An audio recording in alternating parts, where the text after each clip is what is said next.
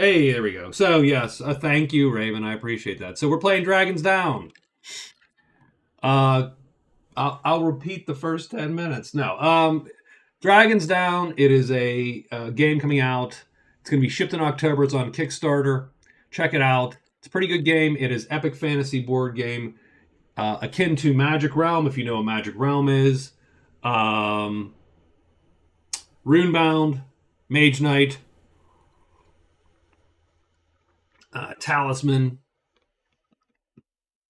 Return of the Heroes, and so on. So we're playing bingo. Here's our bingo board. We'll be taking quite a bit of a look at this as the game goes on. We have find the catacombs, gain an outlaw token, sell a weapon treasure. So it has to be a treasure card exposed to an item to the smith or artificer. Sacrifice fame, kill a single stack of 3 or more monsters, defeat a sight guardian, haggle down to 1 times price and then once more. So that literally means haggle 3 times in a row successfully. And you can do it while you're trading, but you have to do 1 extra time. Once too many times. I call this one last word, like, you're arguing with the merchant.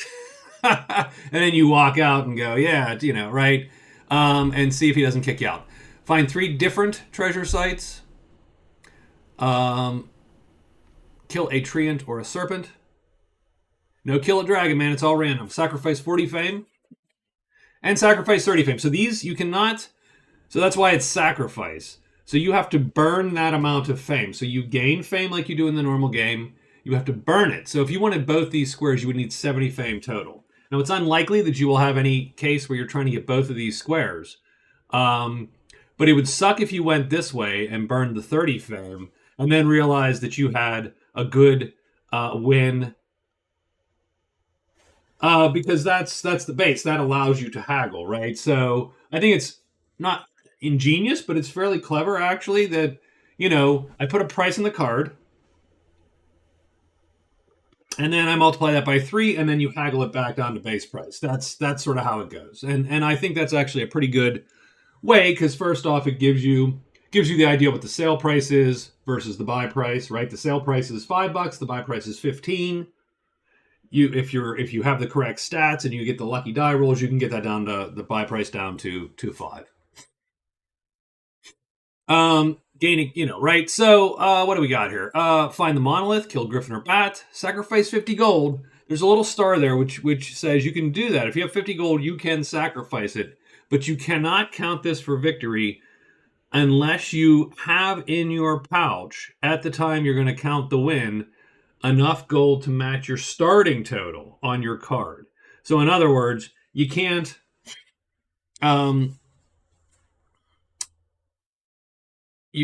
just, your starting total technically doesn't really count toward victory here. So if you have 20 gold, you actually need to get 50 gold and sacrifice it, because unless you're back up to your original 20, this square doesn't count for you. Have 3 weapons in your pack. So just take 3 weapons, put them in your pack, done. Gain a cube. There's a lot of things that'll get you a cube in this game. Succeed in hiding versus 4 different stacks. So I'm going to have to sort of keep some track here on this. So every character, as they successfully hide from a stack, will put a little chip here. And when they finally get 4, we'll put a big old chip here. Enter 3 cave tiles. Learn a spell. And that's going to be, well, the nice thing is all of our characters are spellcasters. So none of them are at a disadvantage here. Kill an ogre, giant, or troll. Sell 30 gold of treasure in 1 action. You don't buy one. You have to literally use the learn action, which we will likely see since everybody has. So if you find a spell book, for instance, and then you have the correct color cube to cast it, you can try to learn it. And you spend actions and you roll. And the main thing there is you can get cursed. And the curses are mostly inconvenient in this game. But with this sacrifice 50 gold, it's going to suck a little bit to get cursed, because it costs 5 gold to remove curses. So, it's just going to set this back a tiny bit. Obtain a title. So every dwelling has a card which has two sides. I flip them randomly. And each one of these then has titles you can buy. So, for instance, this Warden of the Barrens, if you go to the outpost, you have $40. You can spend $40, and if you've killed 3 lizard folk or a guardian in a swamp, you can take one of these titles. Now, we're not counting legend points because legend points are victory points. We will count the fame, so that will count toward fame. And then you put your chip in there, and so the first guy to get this gets 15 fame, the second guy gets 5 fame, and so on. But any number of these have titles. Any treasure with a spell cube or spell square in the card, and you burn it, and you get the sanctuary. You get the sanctuary donor. The mine, this is actually a good one because it's pretty easy. The mine's on the board.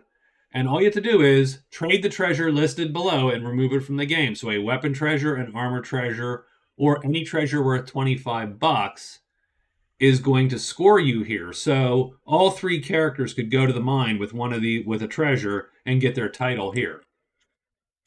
These guys have to $40. It costs $40, and you have to kill 2 monsters that each have a fame value higher than 10. That's non-trivial. And then this one is $40. All the bandits must be dead. Also non-trivial. Probably the easiest one is this Mine of the Underking. And then the second easiest one is probably this Sanctuary Donor. So obtain a title, kill 3 orcs, goblins, kobolds, or lizardmen. So any of the humanoid monsters on the board, kill 3 of them or their leader, step through a gate, equip boots, or own 2 different cards that have the word symbol on it. Those are our conditions. Last game, we gave everyone 1 free space that they picked. I am thinking of doing that again for the sole fact that, again, last game took about 18 turns and it took about 3 hours. That was a pretty good amount of time for a stream game, and we got done. So I think that's a winner. I think we're going to do that again and give everybody their first turn. They're going to have to pick one of these squares and put their symbol on it. And so what you're trying to do is go, what am I not going to do? What's going to be hard for me to do? Let me put a chip on that one and go. Sacrifice 50 gold's a big one. I could easily see a lot of folks putting that. It's in the middle. It's not super difficult, but it is not... Yes, anyone can explore. Yes. We'll go over that. Actually, we'll go over that in a moment, probably. We'll go over that on maybe one of the first turns, strangely enough. Simply because of the way the map is. So, all right. I think we're just going to get to it. So the first thing we're going to do is we're going to draw. And we're going to choose... Everybody's going to choose their starting sites. You have 3 possible starting sites. So what I did is I drew tiles until... Well, I got to put these back, actually. I drew tiles until we got 3 dwellings out on the board. Then I put the dwellings on the board there. And each character will start at one of the 3 dwellings. They cannot start at the same dwelling. So first choice is fairly, gives you a little bit of an advantage. For instance, we know that the smith is here, and we know that selling a weapon or treasure to the smith is a weapon treasure, so literally a treasure that's a weapon, is one of the victory conditions. And so if you want to go in one of these 2 ways, maybe you're going to be the one that starts up there with the smith. So let's draw, and then we will go with that. So it looks like first pick goes to the conjurer. So, actually, let's quickly go over the characters. We have a human druid. So he has a spell which makes a monster slower, a way to get more money and more easily haggle, and then he can summon an elemental to fight for him. He gets an extra action if he's in one of the dwellings, and his green is he does not wound green spell cubes. So when he casts Elemental, he does not have to burn his cube. He can just use it. Now, he cannot cast Elemental unless he's already enchanted the tile with green. We'll have to pay attention to that. That's very important for him to pay attention to. We have the Dwarven Trickster. The Dwarven Trickster is a little bit of a weird bird here. He's got illusion, -1 attack speed to monsters attacking him. So that's a good power, a good spell for him to use. He can change a equal symbol to a hit symbol, so he hits a little bit easier, but he's not that fast on the attack. As you can see, he only has 2 possible slots here. He's got a big old mace, so it's like a warrior with a little bit of spell, 1 spell. We'll see how that goes. I don't like his slow attacks right here, but his defense is good, but he only has 3 cubes to use it. He can run from most things. He can dodge many things. A little bit slow on the upswing, though, this guy. And then we have the Half-Elf Conjurer. The Half-Elf Conjurer... and the Dwarf gets 4 actions in a cave. So that's also sort of important. The Half-Elf Conjurer, illusion and summoning magic. And his summoning magic is he can summon a sword to attack for him, tentacles, which I still feel I'm doing wrong, but we'll see. Step through a gate, so he can actually cast a spell and send him or a target through to a gate, which is nice because one of the victory conditions is to step through a gate. So as soon as we get 2 gates, he can do that condition. So he's looking specifically for this T juncture here. So I think we're going to be looking for, do we get some boots? Do we, like, maybe this is his freebie, or maybe this is his freebie, and so on. So he also has no weapons. He wants to buy a weapon at some point because I think it'd be useful for him to have a dagger to attack with. Using his tentacles, and his air sword, he's actually reasonably dangerous. He took the Elven Heritage, which means he gets an extra spell, which gives him 4. And the Conjurer may reroll dice 1 time when casting spells with the word random on them. I think it's a terrible power, by the way.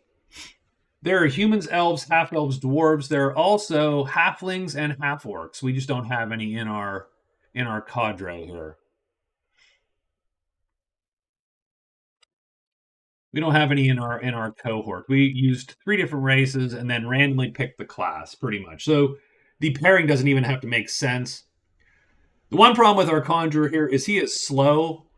His foot speed is not great. If he needs to avoid a monster, that's going to be rough. He's going to rely on tentacles to slow the monsters. And probably air sword to help him fight. So that's our starting 3. The Conjurer does get to place himself first, and I am going to do what I said. I'm going to place him at the outpost with the assumption that the Smith has a lot of random weapons, probably a dagger that he can buy. So he starts there. Next is our Druid.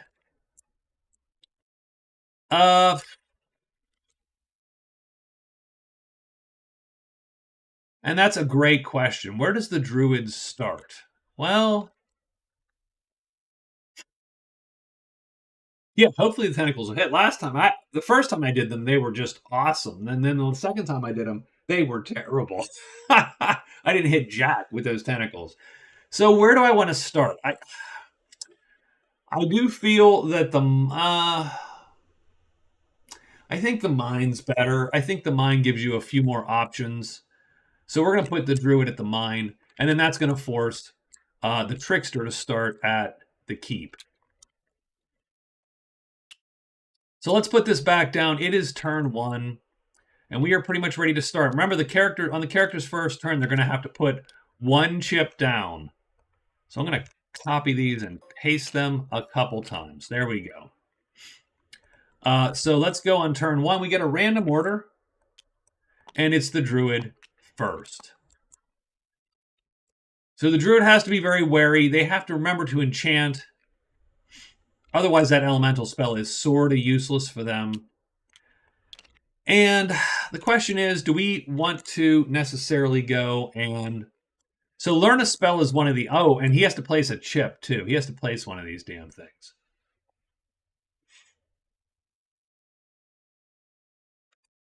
So let's take a quick look.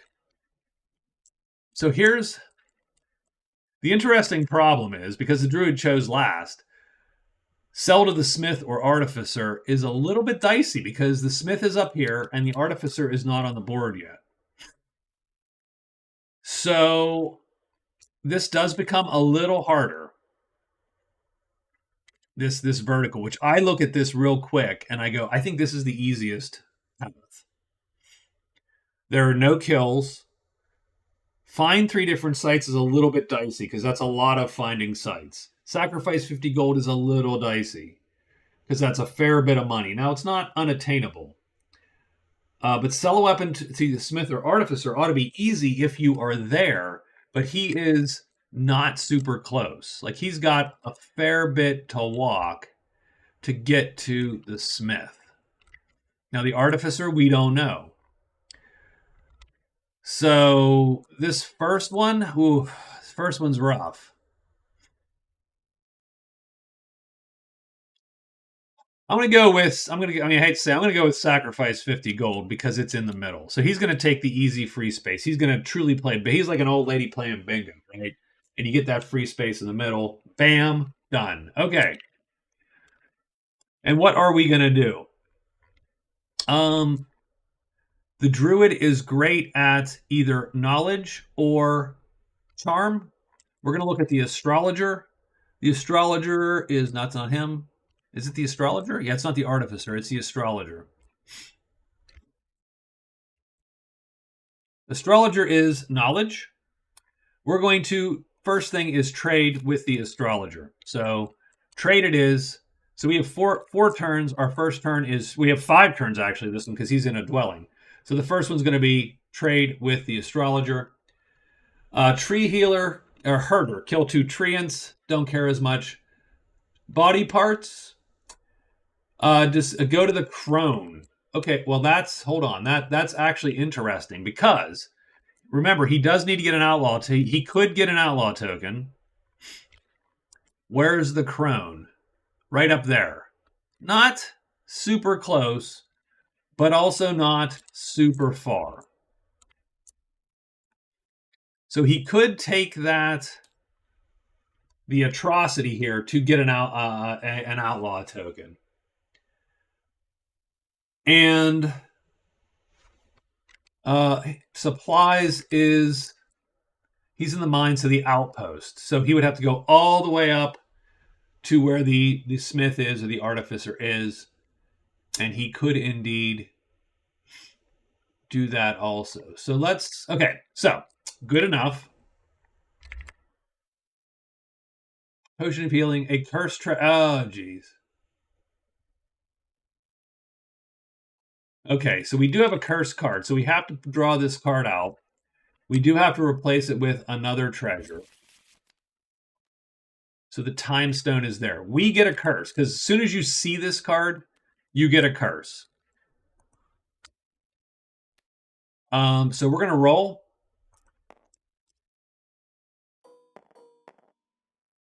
First die will determine the column. The second die will determine the specific curse. And we get odd 5. What's odd 5? Stench. Reroll 1 success per hide attempt. Well, that one is just awful, by the way. That is not a good card. That means you are more easily found. And that's a bad thing most of the time in this game. You'd rather not be found. So he does get a curse. Let's finish his trade here. We discard this. Done. Okay, well that was an auspicious first turn. Can get a blue. That's $36 though. Can get a hand axe. That's a nice easy one. So I'm gonna take the body parts. So we're gonna take the bad one here. And I am going to roll on the hand axe, which is $3. And we will refill the missions after the fact. Done. So we're taking this. I could buy for 9. And I think I am going to try to haggle. And I have a 3 or less. So I need to roll a 3 or less on these 2 dice. I get a 4, and he shuts the door. Bam. So he's done with me. So that trade is done. I'm going to do a second trade with the other vendor here to remove my curse, but I have to pay $5, which sucks a little bit.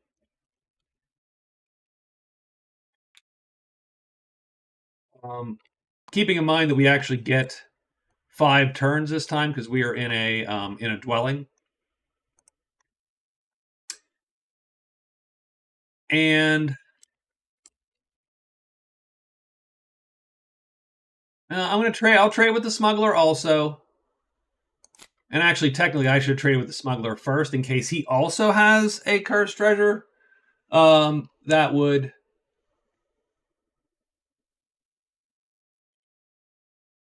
So there's a symbol right there. So right there is a symbol that would cover that bottom corner.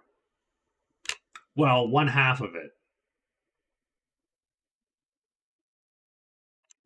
Yes, it costs $5 at any dwelling to cleanse a curse. There's also a dagger which I could really use. Damn it.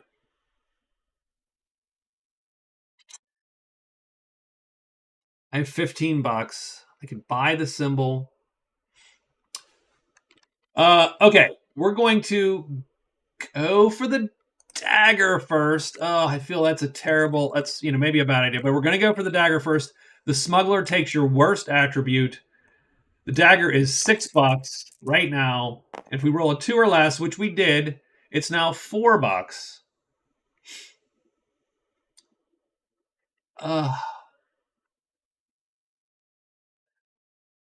I'm going to buy it for 4. So I am the new owner of a bitchin' dagger. Not as good as a bitchin' Camaro, but it is.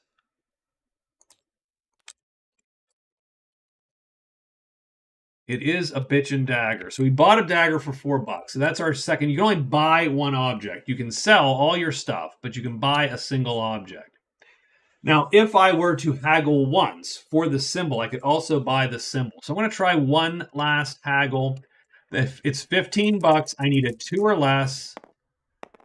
Yes, gets a 2, $10. I'm going to buy the symbol right now.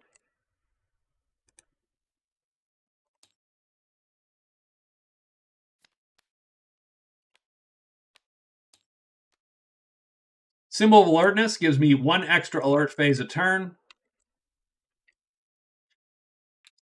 So that was quite the turn. I'm actually going to copy and paste this to put it here because that could give me another action, actually.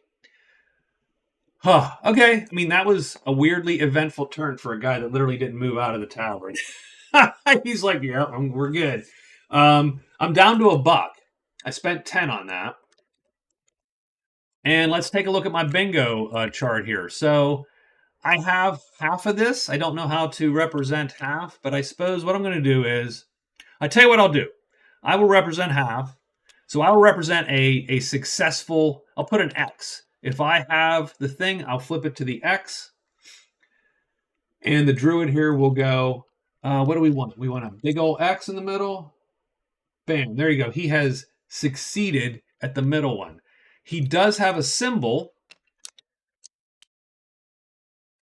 And I will slightly shrink his thing there and put it down here and not an X to show that he has half of that done. But I won't mark his card on his sheet. And that's it. We are done and ready to go for the next guy, the Conjurer. The Conjurer is also strangely looking for a weapon, primarily because he can utilize again one. He's much like the Druid. He has one little might cube there to wield something. He might as well try to get something to wield, and that will then help him kill monsters, especially in conjunction with the air sword, which attacks separately from him. So he can get technically 2 attacks on the board at a time. And that is pretty powerful. He can do actually a fair bit of mayhem with the correct setup. We'll see if this is the correct setup. I'm drinking tequila tonight. It's a little lighter proof than I would usually drink. And I think I mentioned this. Like bourbon at 80 proof, I feel tastes watery and weak.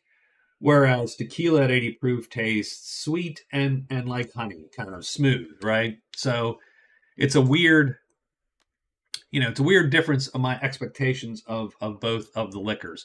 I'm sorry, this I haven't even gotten anything done. If you were here to watch the game, I apologize because I'm just talking at the screen actually at the moment. So okay, we are at the Smith. Let's go talk to the Smith.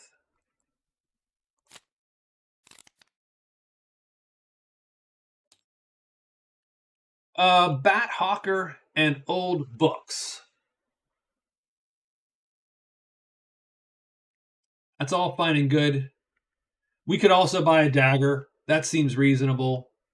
Bracelets of Finesse. The hero may place one red might cube in the attack in an attack speed or maneuver speed box. That's great. Bracers of Vigor. May place one brown action cube in a might box. That's actually more useful for our conjurer because our conjurer is sort of weak. Oh, he also has a cursed treasure, by the way. So he is also going to get dinged by the cursed treasure. Let me put this card in the Smith's box. Let's roll right now for the magical curse because, well, it could really suck. And it is, as soon as you see it, it hits you. So copy, paste. Let's roll 2 dice, same thing. Left is the column, so 5 is odd. 2. Stumble, -1 maneuver speed. Oh, wow, that is also not good. That also needs to be pretty immediately fixed. So we're looking at what he's got, the Smith. We need to make sure we at least have enough money. We need $5 at the end. So the problem is actually that we only have $10 to start. So, where is the scholar? Let's take a quick look at where the scholar is, if he's on the board. He's up here. So we actually have to... The only thing that's sort of clunky is with a lot of this, you go, okay, you discard this one, you have to draw a new one because you're already in with the scholar. So the game doesn't want you to, be able to auto-complete a thing just in the same square. So we have to discard this one and get a new one out there. So some of that just takes time. Kill 3 giant bats or kill 2 giants.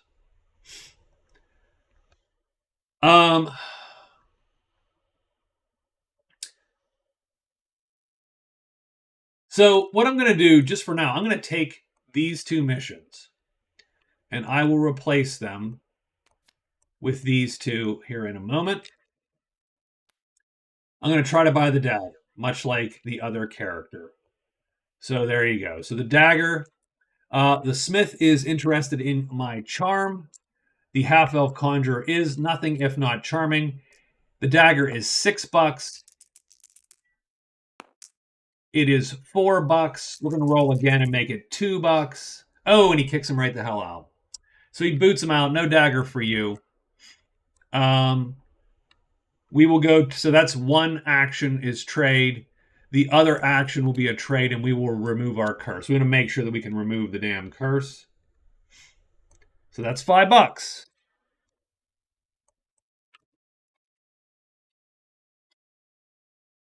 And, well, I can't go. And we did take 2 quests just to have 2 quests. I don't know if killing bats or giants. Bats, maybe. Giants, a little tougher, but we might be able to manage it with a sword. And I'm going to stop there. So that's 2. I spent 2 phases. 1 to look at the stuff and try to buy something, and the other 2 remove this curse, which is a pretty bad curse. So we're done here with these 2. We're going to actually start exploring. So anyone can explore if they're at the edge of the map, Raven. And what you do is you draw a tile off the top, and you have to place it so that it matches a road, right? And you also you can move, like you get a freebie move. So this costs 1 action. So that's his 3rd action. but he also can move from here to here for free because it only costs 1. So he's going to do that.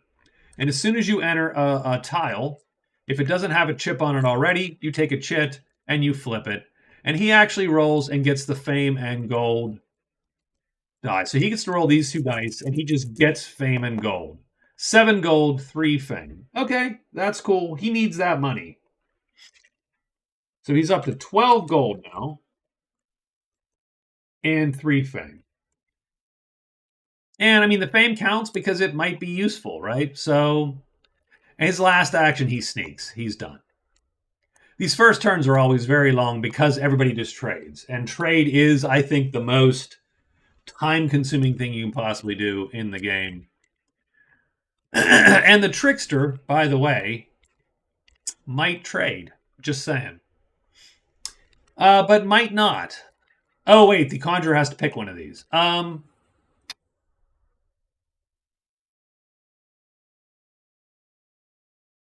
Man, I tell you what, that middle is so obviously the choice, unfortunately. Like, it's one of those where you go, damn it, that's too bad that that randomly appeared in the middle, because that's an obvious choice. Like, that's an obvious answer. The obvious answer, I think, would be to ditch this one, because not that it's going to be super. There's 2 types of difficult. There's difficult to do, and there's difficult to find. And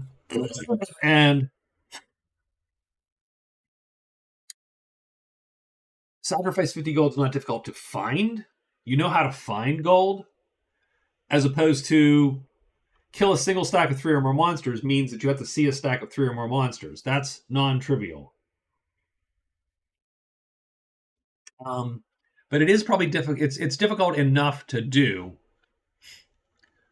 And I still think this is the easiest line.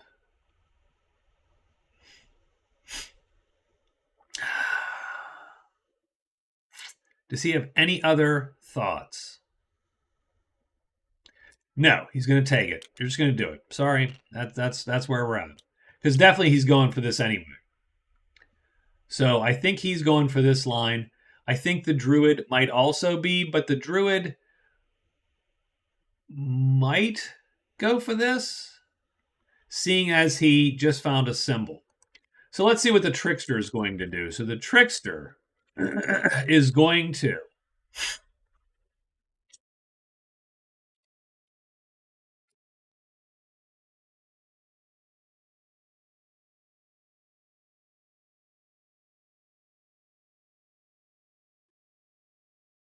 and again, if you can learn a spell, that's an easy way to go.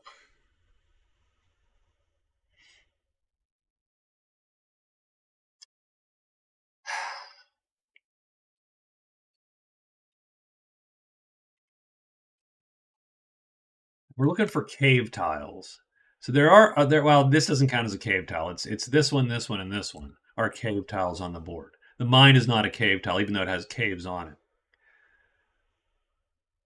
So I might consider for the trickster that maybe this is the line he shoots for.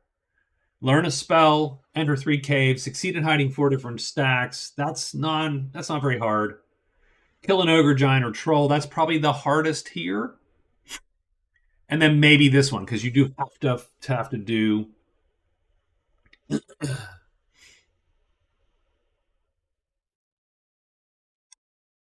So I'm going to say the trickster goes here, only to make it interesting, right?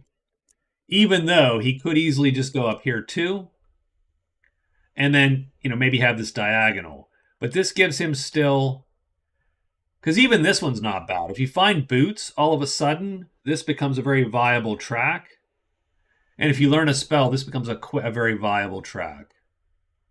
So, okay, that's the trickster. And then I think the trickster is going to buck the trend and just get moving for now. He'll come back here to learn a spell. So he's going to go 1, 2, and because he's the first to enter that tile, he flips a chit. And it is the secret cache in 5, and that's there. I don't want that to cover anything, but I do want to know it's been found already. So the secret cache is here, it could be bandits. As soon as you find it, you get the treasure and the gold, which is not bad. Not bad at all. The danger, of course, is the bandits. So that is 1, 2 moves, and this would be 3, 4. So I actually think he is going to. I think we're going to instead. So he moved twice. He's going to sneak, and he will alert just in case something appears, because he's the only one out and exposed today. And that's our day. Let's roll monster check. So we got 4 dice, and actually here we're gonna make our dice a little more comical. There we go, a little bigger, just to read them a little easier. There we go. So 4 dice, and let's see what we got. Well, good to know. We got 2 giant spiders. So this symbol matches. So anything in the forest, you're gonna get 2 of that, giant spiders. The claw symbol does not match, and you get 3 of that monster. So we got 2 giant spiders, and they appear where the trickster is right now. And he is sneaking, so he gets a bonus to his hide.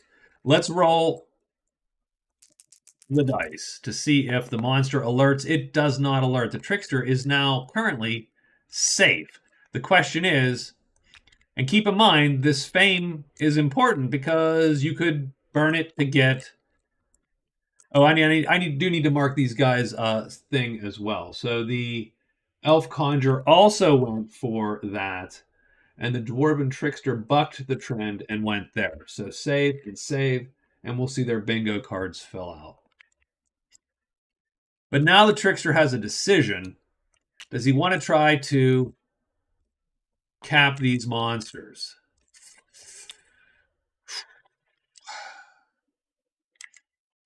The nice thing is, well, so the thing is, it's a terrible fight once one of these guys flips, because they can just bam, hit through the leathers, bam, hit through the helm, kill him in the next shot. If they stick on this side, they'll just damage the armor each time.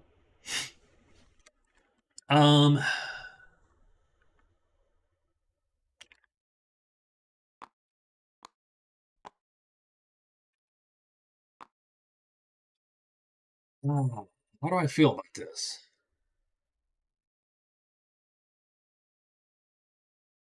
It's not that he can't do this fight. It's whether or not is there kill a spider on this board? Nope. Treant serpent.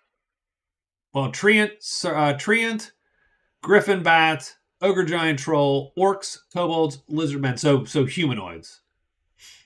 Spiders are not on here. Now, sacrifice 30 fame and 40 fame are on here. And so there you go. It's not 3 monsters yet, so it doesn't count as 3 in 1 fight.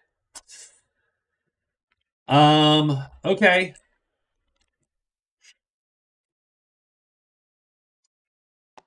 He cannot run unless they're flipped.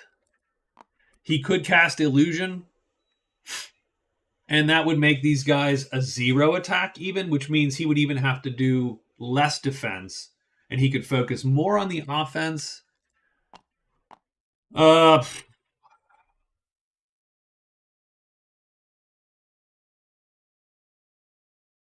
He did alert. He can actually play 6 cubes, but he doesn't need 6 cubes in this case, so that sort of sucks also.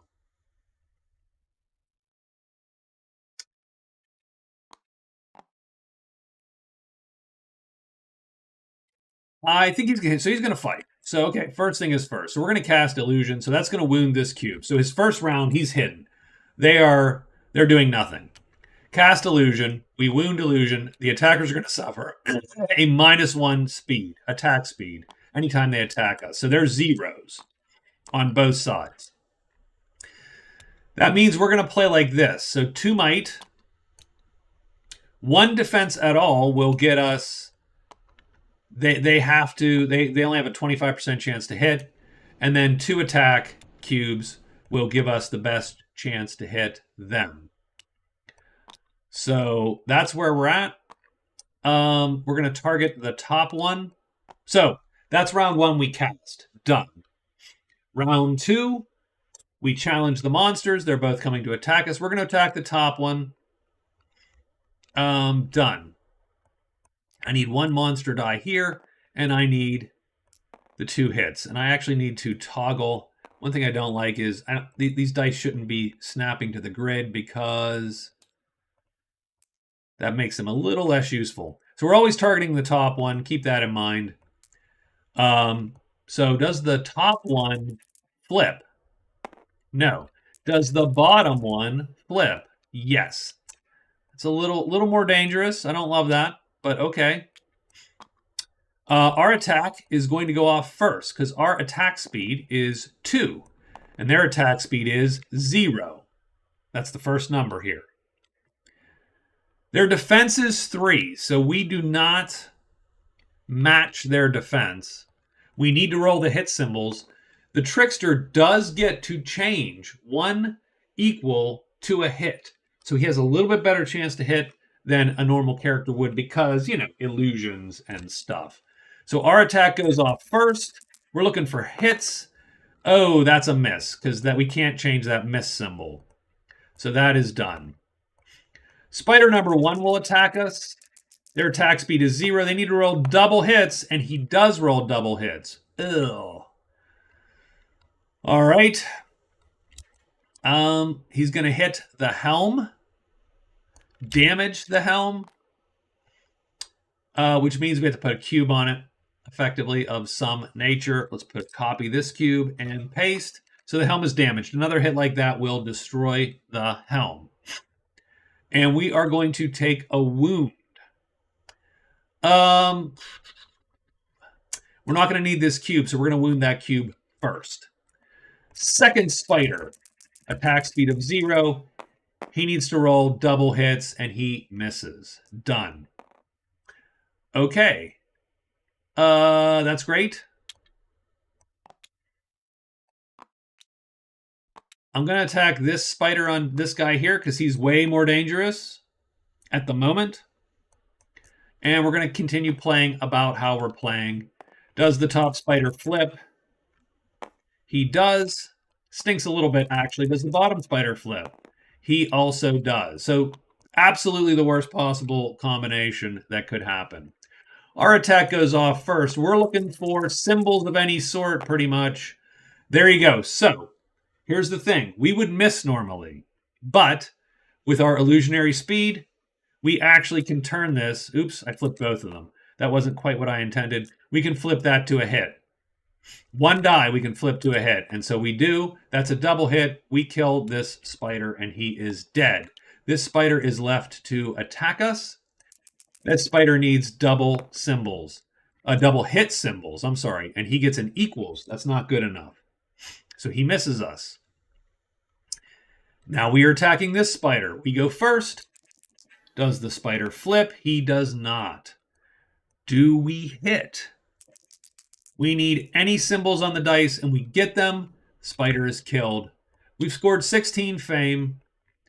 We've killed 2 spiders. Not a huge deal. Although if we do see a mission for spiders, we can turn it in potentially. But it is 16 fame, and we'll take it. And we are done. And that's the day. And we took 1 wound and took a little ding to our armor. So not a terrible outcome, actually. And most importantly, and the reason I fought was we clear this tile so we have 2 less spiders. So when we go to try to find the secret cache, it's a little bit easier, a little bit less dangerous to do so. That is it for day 1, and we have started on day 2. So let's see what day 2 is going to bring. Conjurer is first. Where is our friend the Conjurer? Well, he is in the Oakwood. Oh, wait. Ooh, wait. I got to retcon that. I forgot that he was also in the Oakwood, so I need to draw 2 giant spiders onto him too. So hold on, we're still on day 1. Sorry, that is my fault. I forgot that he had wandered off, so we're going to roll his hide dice first and then make the same determination for him as we did with the dwarf. So he is hidden. Does he care to fight these guys? I think his case is a little less so. The reason being, that there's no treasure site here for him to loot. I think there's enough widgets for 6 people in a game, primarily in now technically you're not really limited to that in Tabletop Simulator because I could copy one of these and paste it, right? In the board game, the physical game, I think there's 4 of these or 6 of these cards for the heroes. So I think we are just going to not fight and move on because there's nothing here for us to do. Whereas the dwarf had the treasure site sitting there. So I think it is pretty easy to just sort of walk away from those spiders. I still do want that dagger, so maybe that's a thing. But oh, one thing I can do, by the way, and I'm going to do it. So I'm going to copy and paste and copy and paste. So both of these guys have indeed hidden from 2 different stacks, from a stack. So I'm going to put that here. And so that's something that they're both working on. So I think 6 people is the default number. I do think it'd be, obviously it's a little hard with this mod setup to fit more people around the board, right? I moved a bunch of cards down to the bottom here to make it a little easier for me because I hate looking at the board different angles, right? I want to look at the board all at the same angle. So I always play with everyone down at the bottom. Okay, so I think he's going to move out. So that's 1. He's going to explore again. So that's his second action. And that is the Twisted Step.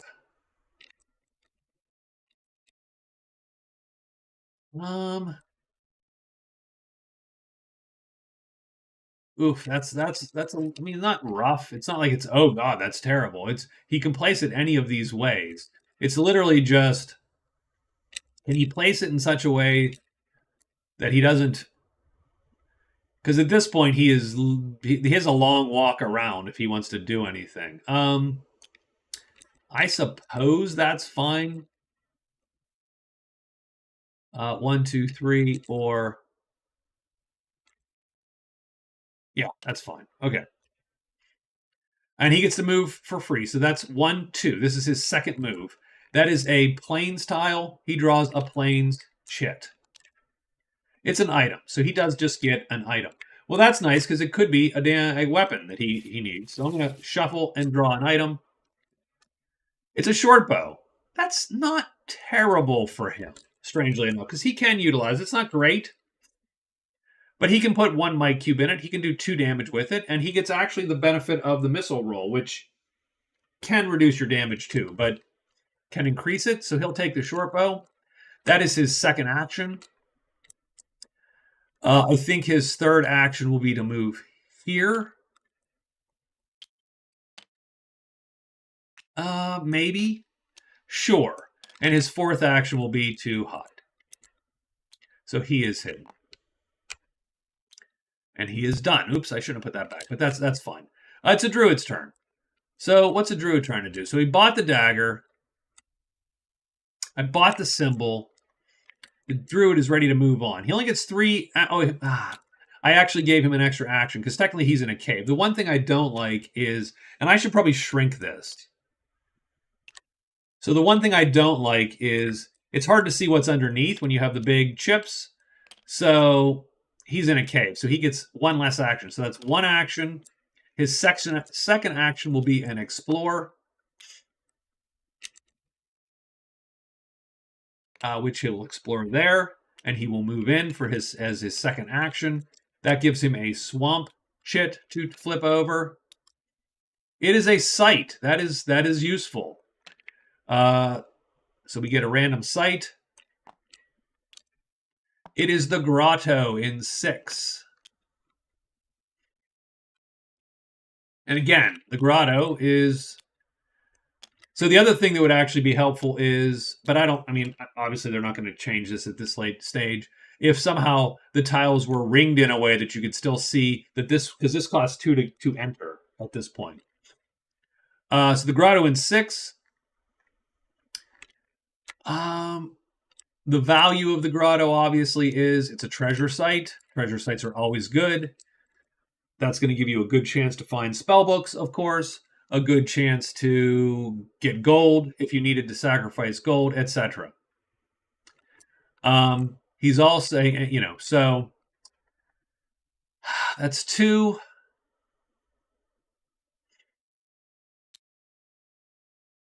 Sure, we'll go 3, and then we will sneak. Done. Trickster. Well, I mean, the trickster, so he also has 2, as you can see, right? 2. He has to move 2 to get there, and that would be hard to tell if we were just sitting on there. So 2. I will search one time looking for the grove there, and he doesn't find it. And then I'm going to sneak again also. So there you go. So he's not alerting this time. He will sneak, though. And that's all we got. And let's roll monsters. And we're going to get... something's going to appear, I think. Oh, yeah, we're going to get all kinds of crap here. So first off is caves. And I think caves does not count. So we're going to ignore caves. What we're looking for now is stink. And there is stink here. And you get kobolds. Ooh, and you get 4 of them. Because kobolds, you add both dice. If they have a little dice symbol next to them, you add both dice together. So I get 4 kobolds in this spot. So 1, 2, 3, and 4. There are 4 kobolds on my space.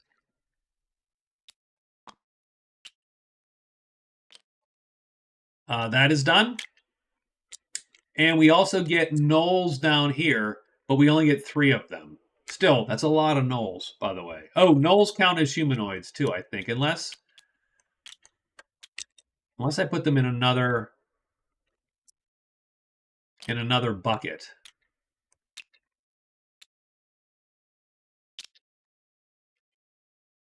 Actually, let me see real quick. I'm gonna check. I had to check my... Oh no, that's this chart. So let me look at my bingo chart here that I made.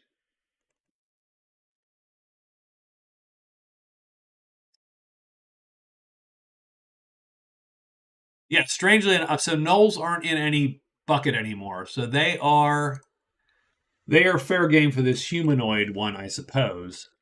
So we got 2 things going on. First off, they're humanoids. Secondly, these are there are 3. There's 3 of them in the same spot. So they do count if you can kill the whole shebang in one fell swoop. It's 3 monsters in one shot. Having said that, dangerous as all hell, by the way, to be fighting that many creatures.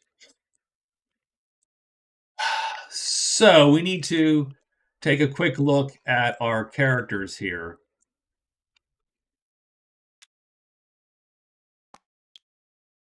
So the gnolls are either 0 2s or 2 zeros. We are wounded, or we can't cast illusion again, so that's not going to help us. I think for the dwarf for this point in time, and we have to do 3 damage to kill him in one shot, and that's going to be hard because again we're injured. I think we're going to pass this time if we can. We have to actually roll. Let's do that. Let's roll. So is the dwarf trickster hidden? Yes. Is the conjurer hidden? Yes, because it only takes 1 hide if you're hidden, if you're sneaking. If you're not sneaking, yeah, that's going to fail, but he is sneaking. Kobolds are a little easier to deal with. They're much faster.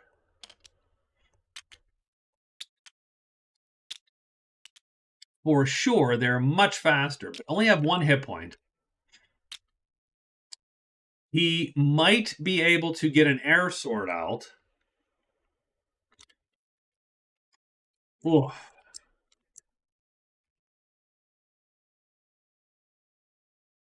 Uh,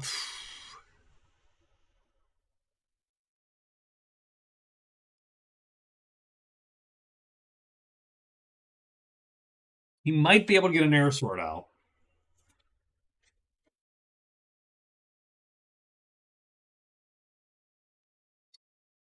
And the order is important, strangely enough, because if he gets an air sword out, that's great. He could then get a tentacles out potentially. And then technically, if he got both of those out and still stayed hidden, which is very, very not a good chance, he could then possibly cast illusion. Now, the thing is, he still has four of these guys on him. He has no armor. Any one hit kills him. So that's the big problem. That's where you don't want to do. He could kill two of them around with the sword acting on his behalf and the short bow. But he would have to survive at least two combat rounds,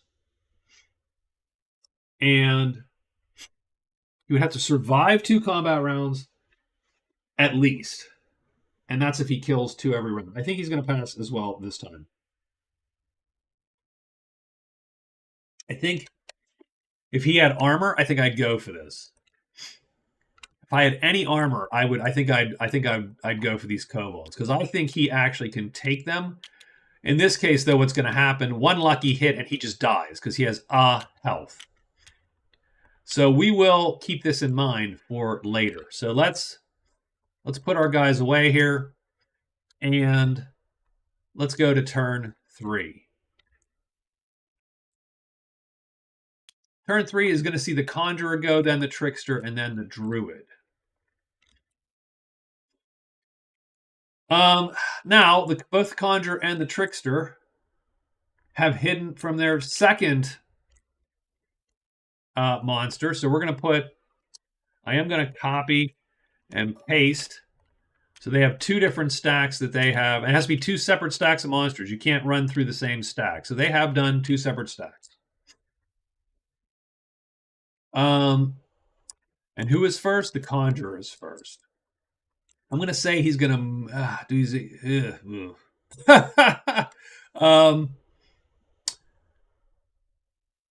I mean, I suppose we could buy armor, maybe, and try to get back up here. That would go for here. That would go for here. So he would actually, you could get two in one shot there, which would be sort of bitching. This one is not that helpful. This kill 3 orcs isn't really that helpful, strangely enough, for the Conjurer. The kill a single stack would be, because it would open up this diagonal here for him. Not an easy diagonal, but still possibly a thing. And then you might be moving to get 30 fame. You might be able to sell a treasure and so on.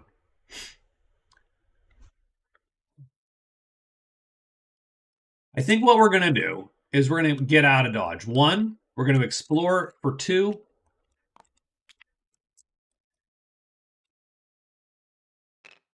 Sure. And this is 2. He gets a mountain chit. It's an item. So he gets another item. Maybe it's a piece of armor that he can wear is the problem. No, he gets a staff. I'm just going to put the staff away. That's fine. Done. So that was 2. And the only problem we have now is simply that we have to. So I'm going to rest. I'm going to sneak and alert. Done.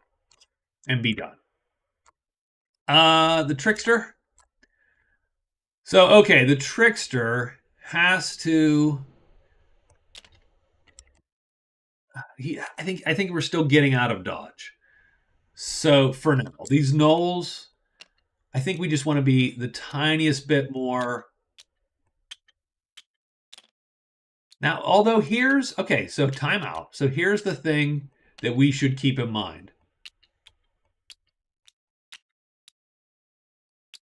There's a secret cache here.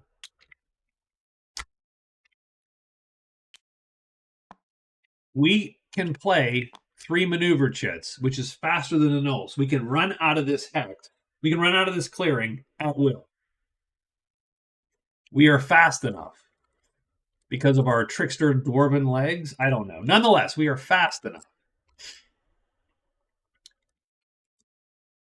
So I am going to, instead of running away, I'm going to sneak. First action. As soon as I sneak, I have to make a hide check because the monsters at the end of at the phase will try to block me. Because I have snuck, I only need one blank. And I get one. I'm now hidden. Until I move. I'm hidden. So perfect. Done. Now I'm going to search for the secret grove here. So here's one. So that's first phase is sneak. Second phase is search. Third phase is search. Fourth phase is search. No. And I find nothing, and we are done. All right. That's cool. All right. I see where we're going, game.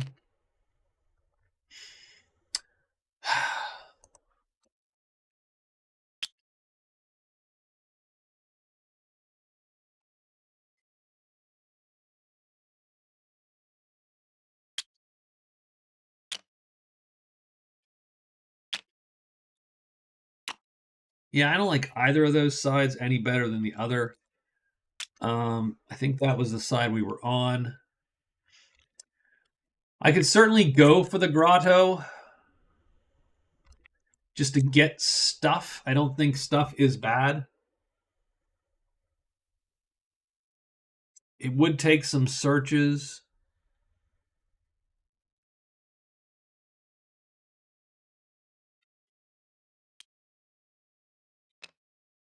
I say we go 1, 2, just this turn. We're going to go 3 is explore.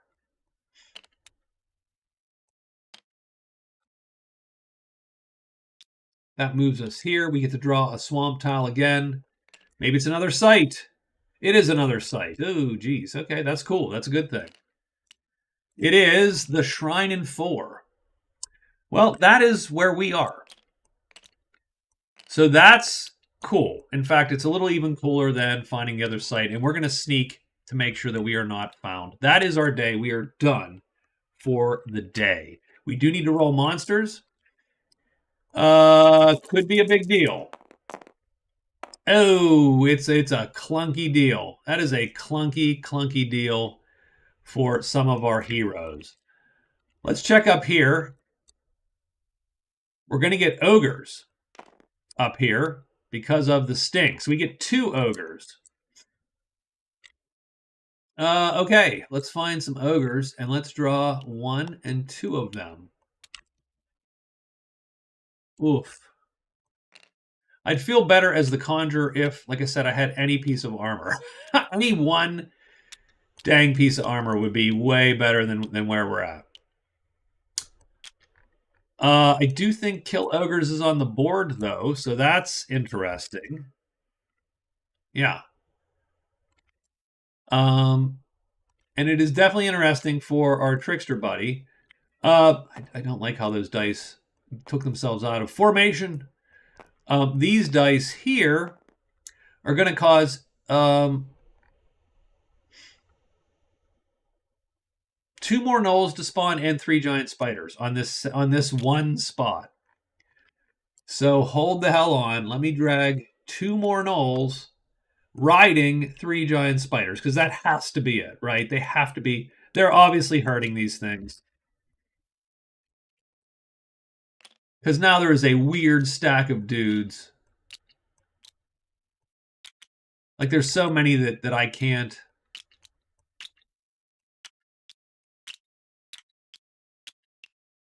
That they're in a pile by default. So we have. Okay, so now that sort of caps it. We are getting out of Dodge. That has just become way too dangerous, and now we cannot run out of there at will. So we are going to walk out of here. That is quite the fight. Let's go take a look for the conjurer up at his boys here. So the main danger for the everything is as dangerous as everything else for the poor conjurer, because again, these guys can just outright kill him. Now he might be able to kill one a turn, for sure. And he might be able to get one. So first thing is I'm sorry. First thing first, right? Do we have to roll? Don't we? Did we roll hides for these guys? I don't think we did. So let's roll hides. This might be a totally a. So the dwarf is hidden, as is the conjurer. The nice thing is, I mean, I'm going to give them right. That is indeed their third. That's their third stack. I think this counts for the darn dwarf because that is a different set of monsters he just hid from. So they are quickly running that out. Oops, I kept chat closed. I'm sorry. Monsters. I'm sorry. Yeah, I do. I'm sorry, Raven. I had my chat closed because I was looking up something else. So I apologize. So you said fight another day. Buy armor. Oh God, yes. That's a great idea. I need that conjurer. Even one piece of armor changes the game because it turns a deadly hit into something not deadly. So when I say he needs to survive 2 rounds with armor, that becomes highly likely as opposed to not as likely. Do the monsters fight each other? They do not, unless you have a spell which makes that happen. They otherwise, all the monsters are assumed to be living in harmony. Effectively, you are the intruder here, not them.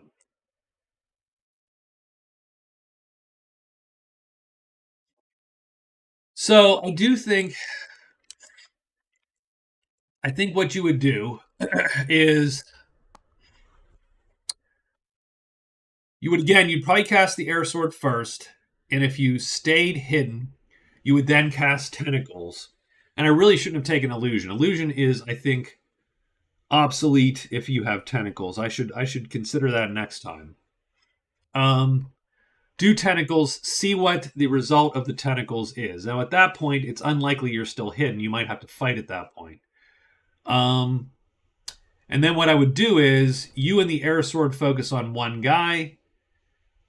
The hope is that your short bow hits, does 1 point of damage, 1 wound, and then the air sword hits and does 2 damage, which would kill 1 ogre. You would have to survive 1 attack from an ogre. If everything went perfect, it's random. The nice thing about the elemental is, so right, you can get a big old 4 damage elemental that's super slow, but bitchin'. The thing about the elemental, which is nice, is unlike the air sword, the elemental is a creature. It is a pet, so it will. One monster will have to could possibly attack it instead, and so, and in fact, you could be hidden, and the monster, your elemental, could challenge the enemy, and you could remain hidden, and still casting. So I do think the elemental is superior if he can get it off. Ugh. I think we're still going to not. I think we're not going to fight yet. I think we need to wait. And that could be a bad idea, but I think we need to wait and just continue on. So that's going to be the end of day 3. Well, I would like to take 2 minutes, if you don't mind. And then I'll be back. Just quick restroom break, that kind of thing. Back in, let's say 3 minutes. How's that? So we'll do back in 3. Sorry about that. I need a quick break here. So, and we'll get to day 4. A little bit of a bad dice for me today.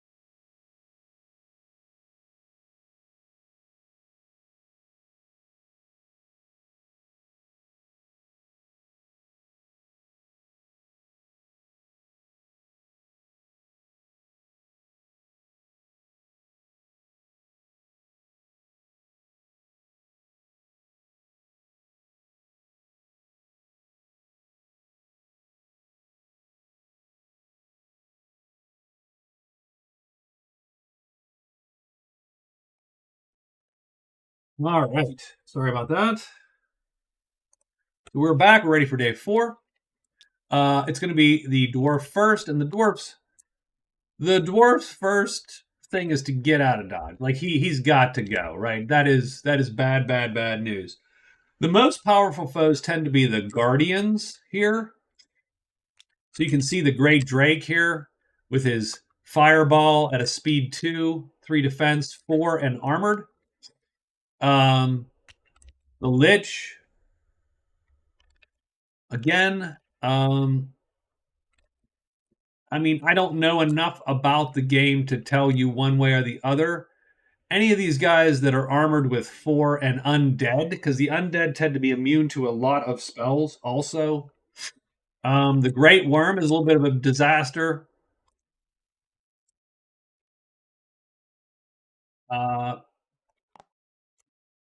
So I think any of these big guys, but really, frankly, the danger is always the groups. If I'm to be honest, the groups are always the danger. If you get a group of orcs or a group of goblins, and the goblins happen to have like a slinger, a peltast in there, and then whatever else, and now you can't run because that guy has a 4 speed. Like there's a lot of any one thing. Most of the time you can sit there and go, well, can I beat it? And if so, how? But like 5 things, you're like, oh God. I mean, even if I beat the one thing I can beat, I still got to suffer 4 attacks. That's crazy, right? So unless you can, that's why, I mean, this is a no-go now. Like this tile is just too dangerous. The dwarf has to leave, and so he's going to. So that's his turn, is he's leaving. I'm going to go 1, 2,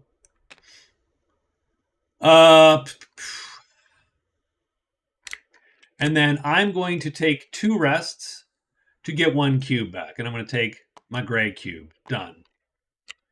And that is my turn. And I don't need to sneak because I'm in a safe tile. It is the Conjurer's turn. The Conjurer is also going to get out of dodge. And I think 1, 2,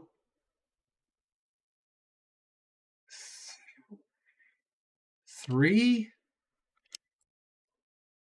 And we will sneak because I don't want to be caught up there. So the Conjurer is going to sneak. Done. Druid. I think the Druid's going to loot the shrine. I mean, I think that's an easy thing to do. So what we're going to do as the Druid, we're searching for the shrine. So we're going to spend at least the first couple turns here.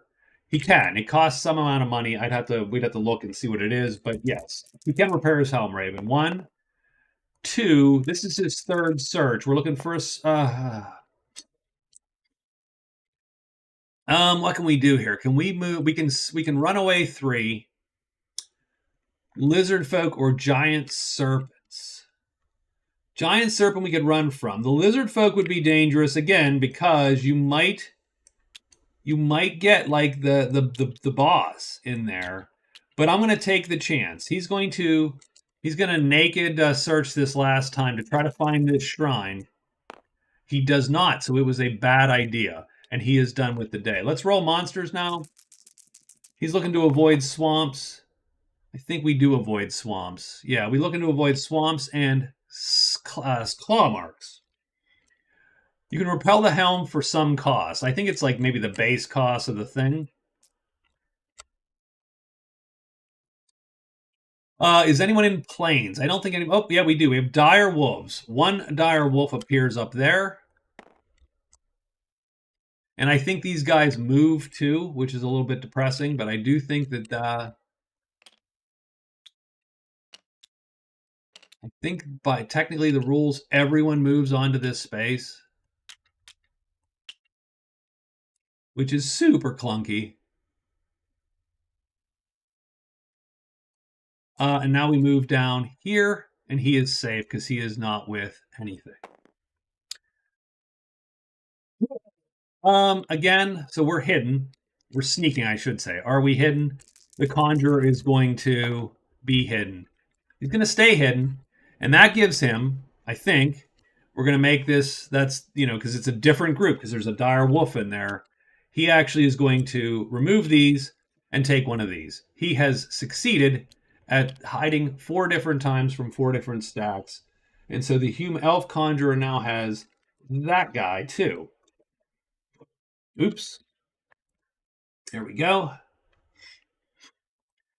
So I'm not going to say he takes an early lead because that doesn't help him that much, but he does have 2 spots on the board. And that is the end of the day.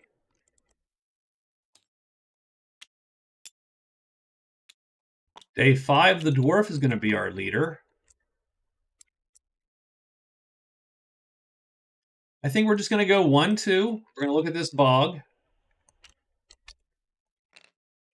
It's a treasure. Well, that could be very good because that could be something super useful.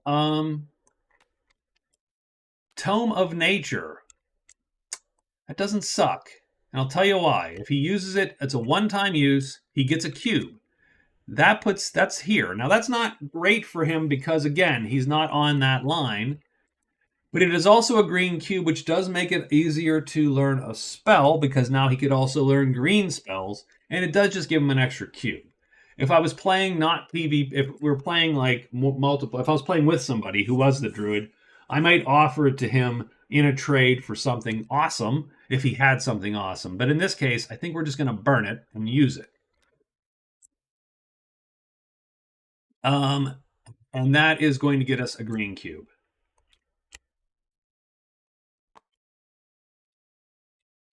So that is 1, 2. I think we're going to go 3. That puts us in a cave tile. And it's an item. So there you go. So he just gets a quickie item also. Just an item, though. Nothing super special. And it is a better sword, a long sword. I mean, the longsword is technically better than our mace, so we will swap it out. Because it has the extra sharpness star. And then we're going to sneak. Done. So we did gain a cube. So let's copy our dwarf here. We'll flip it. He gained a cube. And we will mark that he has succeeded. Oops, not in that one. He succeeded here. Not super useful, but, whatever. You never know how this is going to go, right? It's Conjurer's turn.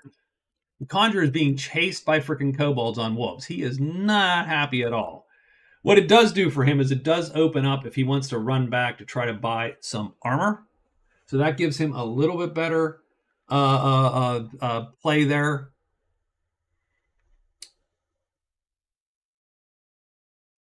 And maybe I'm going to do that. I'm going to go 1, 2, 3, and sneak. So he is sneaking. The Trickster is sneaking. The Druid is our last character here. Or did I already move the Druid and try? Did I do the Druid first? What the hell was the... No, it's a Dwarf first. We searched to no avail yesterday. So we're going to do a search. Oh my god. 1, that sucked. 2. 3. Come on, we got to find this thing. Yes, we do. Okay, fine. Yay, okay. So he found the shrine. Copy, paste. That does net him 5 fame. So the Druid, in the real game, by the way, it would also net us 1 legend point, which is a victory point. So in our cheesy game, the legend points don't count. Yeah, but the fame counts for here. So getting fame is still very important for us here. That was his 3rd search. I think we're going to now sneak. Done. Let's roll the dice. Are we in a forest? So let's check forests. No. No. So no forests. Well, we'll check him. Slashy marks. No slashy marks. Slashy marks. No. This is the one that gets the slash marks. We're going to see 3 lizard folk appear on the shrine right now. Wow, this is a lot of monsters. I've gone weeks in past games without finding monsters. So 1, 2, 3 lizard folk appear. Now, if we would definitely try to cast if we could. We cannot yet cast. We're going to have to work it to get this spell off at this point. So the lizard folk aren't super powerful, but the druid has the same problem the conjurer does. The druid is not armored. I'm not super strong. The lizard folk are 2 hit points, so I can kill one. But boy, I really could use the elemental. So we're going to have to make this happen here somehow.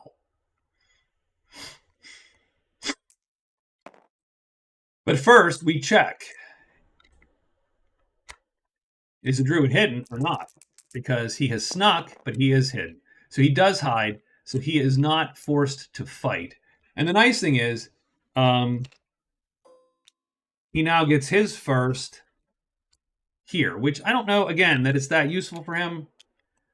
Because, again, it's all over the place, right? The druid's a little scattered on his board. I think he would want to go this direction if he can get another symbol. So we'll see. We'll see if that even is possible. So, druid's going to wait, not going to do anything. And I don't like it. I don't like it at all. Yeah, like they're not fast. He could. Strangely enough, the druid is in a great position to kill those 3, sort of. It largely just comes down to being able to cast elemental, which he cannot at this point in time. And this is a crappy space to be in because this costs 2 to move into, so he couldn't even do it tomorrow. He would have to sort of survive another day in there. So the answer is, we'll see what happens. He doesn't have to do anything today. It's day 6, and we're going to start that next day. It is the druid first.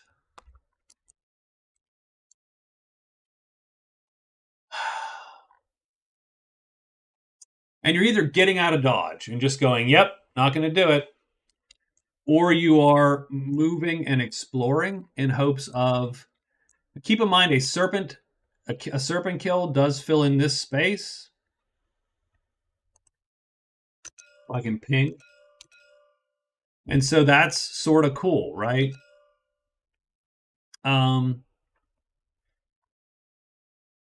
for the druid, that could go here, this diagonal. Yeah, you can wear any kind of armor you can wear. Armor is typically limited by the number of red cubes you have. So all the armors will have on them. You need 1 or more red cubes. Heavier armors need 2 or more red cubes, and so on, right?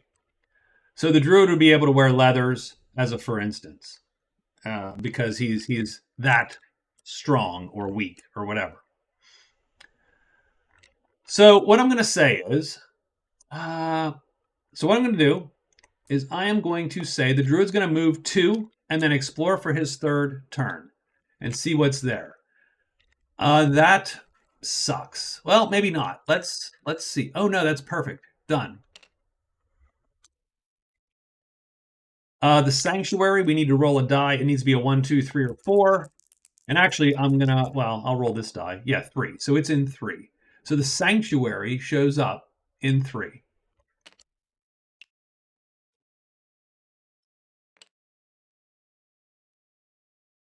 He can move for free into there.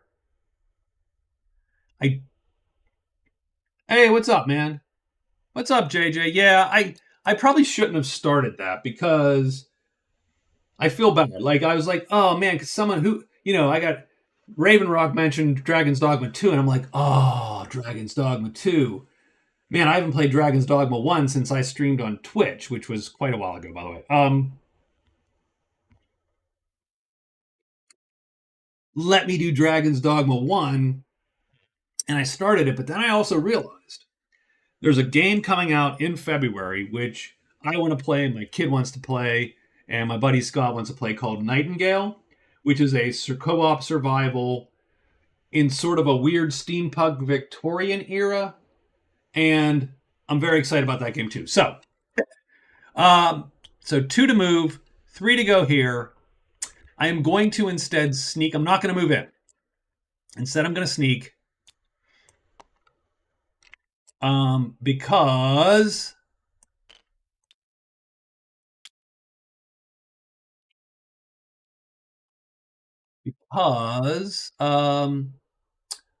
I actually want to be here because I want to enchant tomorrow if I can. And I'm going to enchant green, and that's going to let me cast elemental. And then I might go back into the lizard folk and see if I can kill them. Because killing the lizard folk gives me this: kill 3 orcs, goblins, lizard men, etc. It also kill a single stack of monsters in one battle. And so it does open up a little bit for the druid if he can manage those. He has a couple options there. So we're going to stay put. So that's the druid's turn. It is now the trickster's turn. Now the trickster, by the way, we should record, has stepped through, copy his chit, into a cave tile. And I do understand. Look, I do understand the fact that a lot of crap happens in this bingo game, and I do apologize, but I think that's why I find it interesting, because a lot of crap is occurring, right? So there we go. Enter 3 cave tiles. He has entered one of them. If he hides from a dude, enters a cave tile, all of a sudden, I think he wins, which would suck because that would be a short night. If he can learn a spell and then sell $30 worth of crap in one action, he wins the damn game.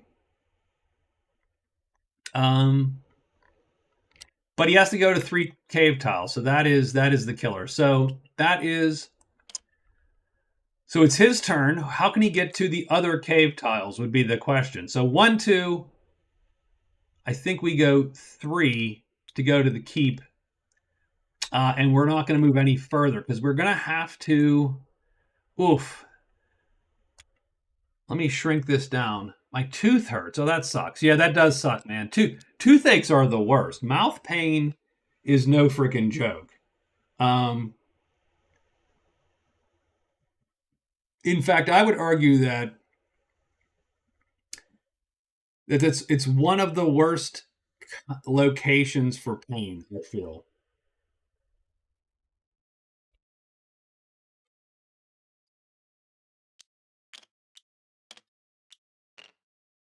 So I'm going to go 1, 2, 3. I can't move up to here, so I'm going to sort of slow play it, and I think he's just done. So now it's the conjurer's turn. And the conjurer is going to go 1, 2.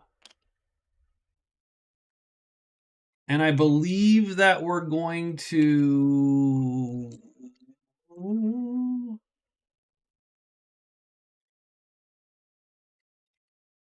sneak on my 3rd action.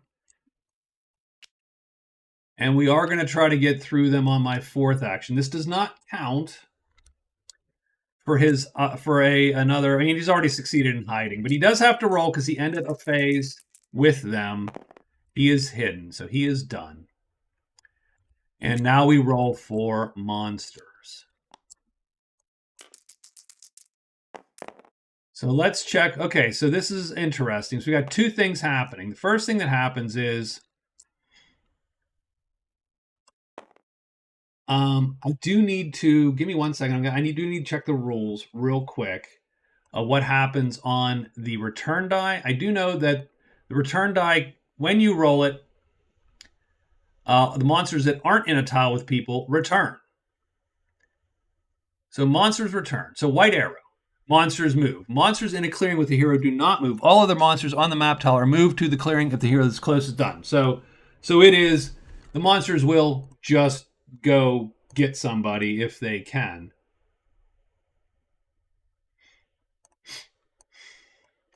So the first thing is first. Let's return the monsters that need to be returned. That would be these guys. So this whole pile goes away. These piles go away. Oof, that's a lot of monsters returning. Let's see if anything is drawn. So that would be the orc face there. Do we have orc face? We know no orc face. Orc face? No orc face. So it looks like everyone... Oh, and except for these guys. These guys actually jump our poor druid. So that's fine. We'll figure that out in a second. Let me sort these back, since I have to put them back in the piles. The monsters are theoretically finite. So these are just ogres. Just ogres. Ogres would beat my ass if they heard me say that. This is all the gnolls in the world, or, well, most of them. And a couple very pissed off giant spiders. And these, Dustin, how are you, man? Hey, what's up, dude? Have a good evening. Hope you're, hope you're having some joy this Friday. I have a long weekend. So I tell you that one of the best feelings of the world. So one of the best feelings in the world was this morning. I had a meeting with a guy, a friend. I've worked with him for years and years and years. And we had a meeting, and I was like, oh, yeah, how you doing? How you doing? Oh, blah, blah, blah, blah, blah. And he's like, well, are you ready for your long weekend? And I'm like, what? Say again? He's like, oh, we have President's Day off. And I'm like, what do we now? Oh, President's Day. So happy. So happy. It lifted such a weight off my shoulders. Even more fun, and this is mean because I love her dearly, my wife, who works for a university, and she has every goddamn day in the universe off. So she was like grumbling behind my back a little bit, cursing me, stabbing my picture, doing something with my pills. I don't know what she was doing. Nonetheless, I got Monday off. Anyway, first thing is first. We are snuck. I think we're gonna giant spiders. We're gonna just keep them at bay. We do have to roll for the druid because he is not hidden yet. And he is not hidden at all. The druid actually gets jumped by the lizard folk. So now we've got to check this out because the druid is not...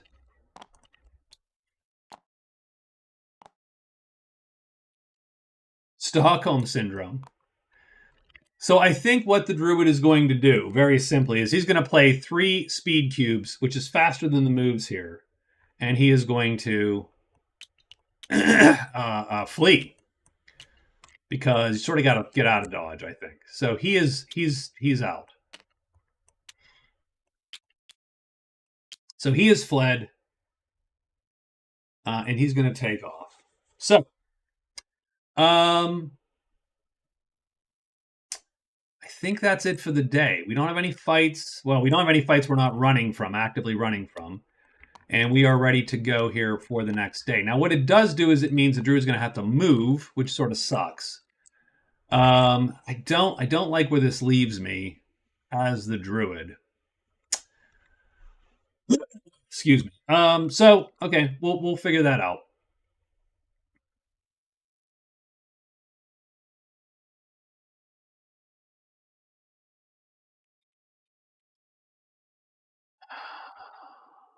I think we put this away. It's day 7. Druid is first. The druid has to move out of here, so he's going to move here. Now his options are... So I think he's going to move here, and then he's going to use his 3 turns, his last 3 turns. So he's going to be unhidden, which sucks a little bit. He's going to use his last 3 turns to enchant. Copy. He's going to paste the chip here. There's green magic. We need to remember that there's green magic here because done. Okay? But that is his day. He does that all, that's his entire day. So he is done. The Conjurer. So the Conjurer is going to move out. That's, I think, 1, 2. We're going to shrink this down because I hate not being able to see the clearing. So he moves 1, 2 into the outpost. Done. He's going to use his third turn to trade with the Smith. I wish I remembered what the hell he had, unfortunately. The Smith has probably these missions in there, I think, is my guess.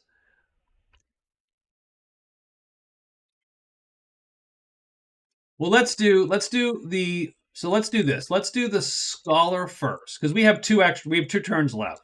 Let's do the Scholar first. No, I don't know what the Scholar has, but let's at least look. The Scholar has kill spiders. Huh. Good point. Let's take that mission. Done. Battle Axe, Leather Helm, and very interesting spell books. Why are spell books interesting, you might ask? Well, they're interesting because... So I'm going to put this here because we do need one more mission for him. They're interesting because down here, learn a spell is right there. And that lines up super well for the Conjurer. In fact, 2 of his lines require learn a spell. So, wow, that is awesome.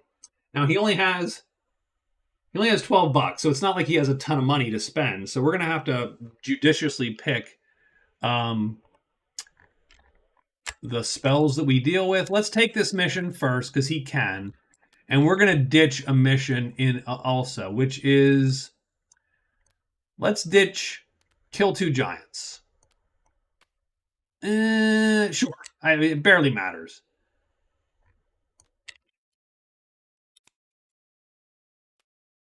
Kill spiders is interesting simply because there's spiders all over the place. We might as well take it. We actually don't have anything complete a mission. But we might as well get some fame and some cash for killing spiders since they're right there. Let's take a quick look again at what the search is on the Scholar. So we have a spell scroll and a spell book. We also have a leather helm, which we really could use, because that would indeed make this fight a lot easier for the Conjurer, because it would ensure that he doesn't get one shot. And that's really what we want.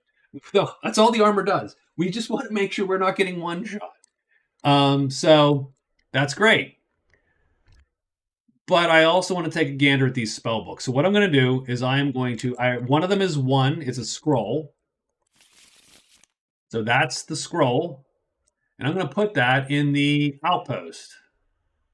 And it's fly. And then he has a 3, a book. 1, 2, 3. And what do we got? Charm, Tentacles, and Disorient. Now, here's the thing. You are allowed to learn the same spell that you started with again. It only counts for victory conditions. It doesn't do anything else for you. Ugh. God, do I hate... I hate whatever... There must be somewhere there's a thing, right? Let me... No, there's no mark there, huh? There's no... So let me put fly here, and then that's fine. I'll try to... Yeah, it must be like a grid or something. Okay, anyway. So I could buy this spell book just to learn Tentacles. Now the problem is the spell book costs $10, the sum of the spells. That's not good. That's not good. So what I'm going to do for the Scholar, which is intellect. How's the Conjurer on intellect? Not terrible. Not terrible. He's better with the Smith. The Smith likes him better. So what I'm going to do is, that's his 3rd phase. His 4th phase will be to trade with the Smith again. is I can buy a leather helm there too. Leather helm for $5. So I'm going to go for that. $5 for the smith. It's actually $15, of course, but I'm going to haggle him down. $15. So that's one because I have 4 or less. So now it's $10. I am going to try again because I'm a glutton for punishment. Yes. So that's the second one. So now it's $5. And now I'm going to do this. He's already haggled it down to its minimum price. And now he's going to rub it in. So he's going to do it one more time because he could always roll the doors, right, and blow his trade. Let's hope he doesn't. Let's hope he succeeds, and he does not. So he does get the helm at 5. He's going to buy the helm for 5. So that's $7 he has now. He gets the helm from the smith. And that's pretty cool because that actually gives him a nice little piece of armor that's going to help him. It's going to help him fight those spiders, actually. And even better, he gets to now mark this guy complete. And now he has a little bit of a victory path starting to form here. It's not as good as the tricksters, but he does have it. But that is his day. He is done now. And that's the conjurer. Now it is the trickster. And the trickster is looking to get into the caves. Like that is his whole. But the trickster also says, well, hold the hell on, boys. Did I just see 1,000 spiders and gnolls just vanish into dust, or did I? Or did I not? So all of a sudden, I'm starting to think 1, 2, 3, and we will hide. We will sneak, by the way, because I do not want to get caught out by all these bad guys. Done. And that's it. That's the day. Let's roll monsters and see what the hell happens. So plains. Is anyone in the plains? I don't think so. No. Nope, nope, and nope. Does anyone have bones on their tile? No, and no. Well, he's in an outpost. Hold on. No and no. So nothing shows up today. Good. That is a good sign for us today. That means day 8 is going to be somewhat eventful, I think.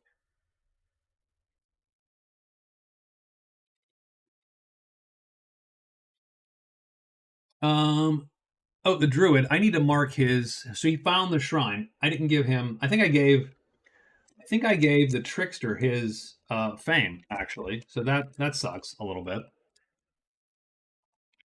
Because I'm pretty sure the trickster has fame from 16 fame from here, and that's it. So yeah. So I did give him that fame. So sorry about that. Okay. Let's get day 8 rolling. Conjurer is first. Okay, that's cool. I can deal with that. What are we going to do, though? How many spiders do we have to kill? 2? 3. Son of a bitch. That sucks a little bit. But that's okay. What we're going to do is... Because, I mean, I'm okay killing those guys. We don't have to.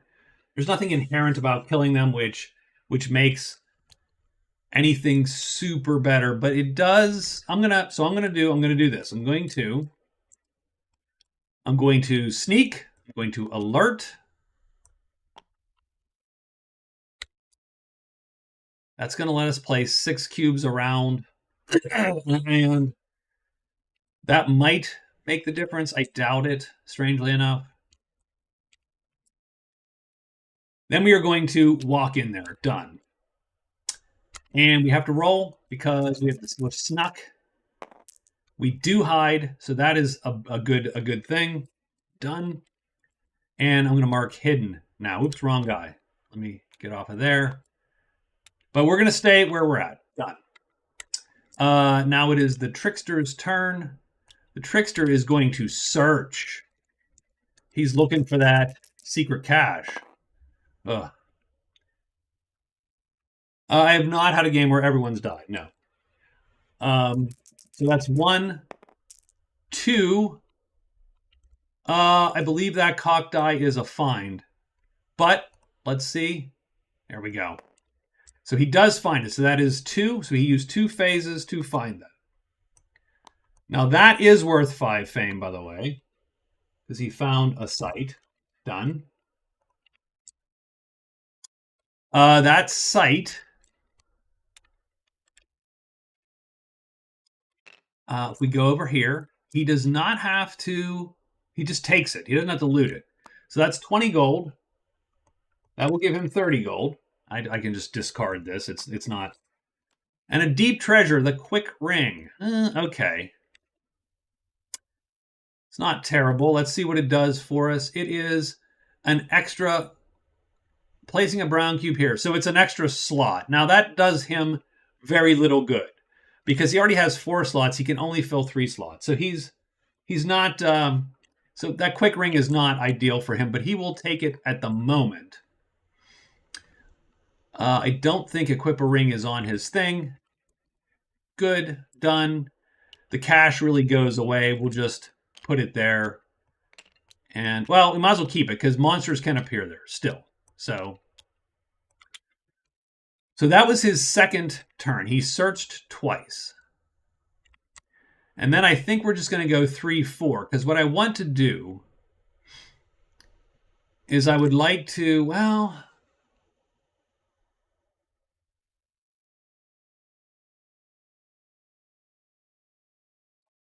I want to get to this cave, but I also want to get to this cave. So, it's a little bit of a pain in the ass. It's a lot of moving. But that's a safe move. We're going to take that safe move, and we are done with him. The druid is next. The druid has enchanted, so the druid is ready to rock. The druid is going to alert, and he's going to sneak, of course. So sneak, he's alerted. I think he just moves in. He's just going to, well, you know what he's going to do? Okay, so that, time out. What's one thing you've done, seen, eaten, and turned out to be really good, even though you initially didn't expect it to be? Huh. That is a great question, actually.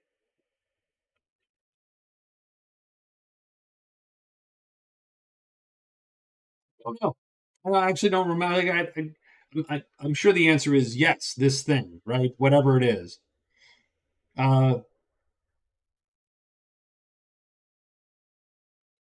But I couldn't tell you. Like, I don't quite recall a moment where I was like, I thought that was going to suck and it didn't suck. So what we're going to do, because it's going to take us exactly, well, it's going to take us 3 phases to move into there. Well, 2 phases, right? So we're going to have to hide. Yeah. So I have to do the whole thing. So I'm going to hide a sneak alert. Well, that's an extra phase. It's going to cost me 2 moves. I could search once. So I'm going to loot the shrine 1 time. Because I'm here. Might as well do it. Let's load the shrine up and see what the hell happens. Maybe the druid draws something amazing and it's just awesome and we love it so much. Power, yeah, maybe Power World a little. I mean, but that's a cheesy answer. But yeah, I that's funny, by the way. I don't actually begrudge. I'll be honest. I don't begrudge. Look, okay, let's take one quick time out before I draw this treasure. I'm drawing the second treasure. Please remember that for me. I do not begrudge Bethesda the loading screens. It literally comes down to me. No, they made a game called Craft World or some garbage. It's some indie studio. Yeah, it's the thing about is not that it's loading screens or the zones are finite or any of that shit or space travel blows or whatever. Any of that actually does not bother me. What bothers me is they teased the quests to actually be useful or cool or with choices. They don't have it. All the stuff that stuff just seems it's all the thoughtless pieces or the unfinished pieces or the just wantonly bad should never have gotten out of the studio pieces that bother me. The temple mini game. I hate that. I hate that that exists because I think it's just such a bad, terrible idea. So anyway, so the druid finds the Klopdal Club. I don't even know what that means. Must have less than 8 gold to equip. That's funny. Obviously, I'm not going to use that just because it's no better than my dagger. Sort of funny, but it's worth $11. So I'm going to keep it because we might need that for some cash. I mean, we have sacrificed 50 gold marked already. But again, you can't hurt buying spell books, etc. So we put that in. That was our loot. Now we have to hide, alert, blah, blah, blah, move in. Done. And we're done there. And that is the day. Now we get to roll, and hopefully no more monsters appear. So forests. So nothing appears here. Nothing appears here because that's a safe space. Oh, we're going to get hosed. So giant spiders, 3 giant spiders appear here. That sucks a little bit. 1, 2, 3 for the Conjurer, because now that's a way harder fight. Like, that's not the same fight at all. Now, keep in mind, I just added an extra spider, so let me not delete it, because he does belong in the box. But there are now 5 of these things. Can he fight 5? 2 is trivial. 2 I got because the helm will protect me from 2 spiders. No, I've heard that Skull and Bones is a disaster. Like, just, again, a very, like, features that you expect to be in a game like that, especially after you already have Sea of Thieves that exists. Like, you have that game. So a little bit silly. God, I don't feel as comfortable again with that fight now anymore.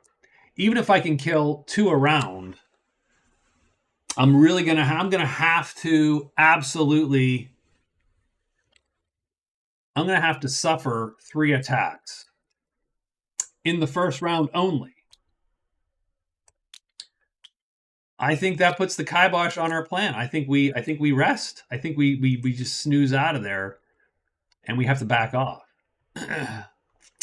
If it was 1 more, I'd be okay, because let's say we get lucky and kill 2 the first round, then we suffer 1 attack. Our armor soaks them. But suffering 3, even if they don't flip, the armor could break and we would be killed in round 1. And if one of those spiders flips, or God forbid multiple of them flip, they now do 4 damage. They break the armor in 1 shot.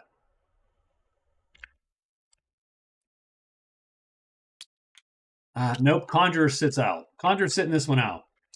The Druid, on the other hand, is fighting. So let's get to the Druid's fight. Remember, the Druid is hidden. So the Lizard Men do not yet know that the Druid is here. So we are going to cast. Remember, we have 1 green cube from the enchanting. So we just cast like that. It costs 2. And done. We have cast elemental round 1. So we get to draw a random elemental. Let's make sure that the draw order is random. It is. I'm going to shuffle, draw 1. Let's see what we got here, guys. It is the fire elemental. So what does the fire elemental look like? He's either maneuvery or sort of a crappy.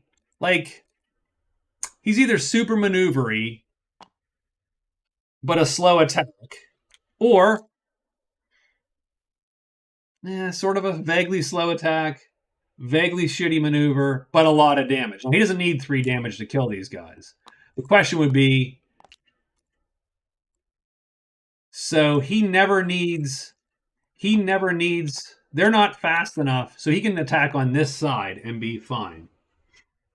I did. I don't know I forget what it is. No Earth, no, I don't know. Yeah. No Life to Live. I have no idea what it's called. Having said that, I'm excited for that one too. Like, I think No Man's Sky is a very shallow game. So before we do this comment, I think No Man's Sky is a very shallow game. It is a reasonably fun shallow game, but since I don't love a ton of aesthetics in my builds. Like, I want to build a base and stuff and get more stuff and have that be part of the progression, and I'm super happy with that. But at some point, I'm done. Or not done. I just want to get more stuff that increases my progression and moves me forward. I don't care about bookshelves or lights or special cool shit or whatever. I just want my thing to work good. So there's a point in No Man's Sky where I go, I'm good. I don't care about this much anymore, and I'm okay. But I think it's a fun game nonetheless. So I cast Elemental first round, done. Nothing fatigues or wounds because I don't have to wound a green cube, and I'm getting that green cube elsewise. But this guy's out there. So either he's taking 3 attacks or alone, or we are charging out there. Open world crafting.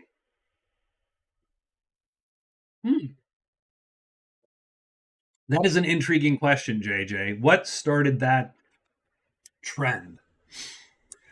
So here's the thing. I think that Minecraft certainly was an early version of that style game. I think games like Ark and Rust have sort of solidified that genre, right? So I think we're attacking on this side. So we're going to stay on this side for sure. The question is whether the druid comes out to challenge or not. And I think the answer is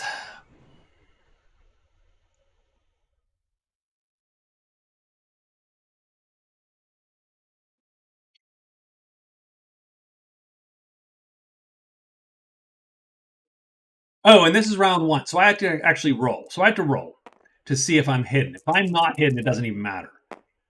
And I am still hidden. So I tell you what I'm going to do. So you cannot have 2 elementals. I'm pretty sure.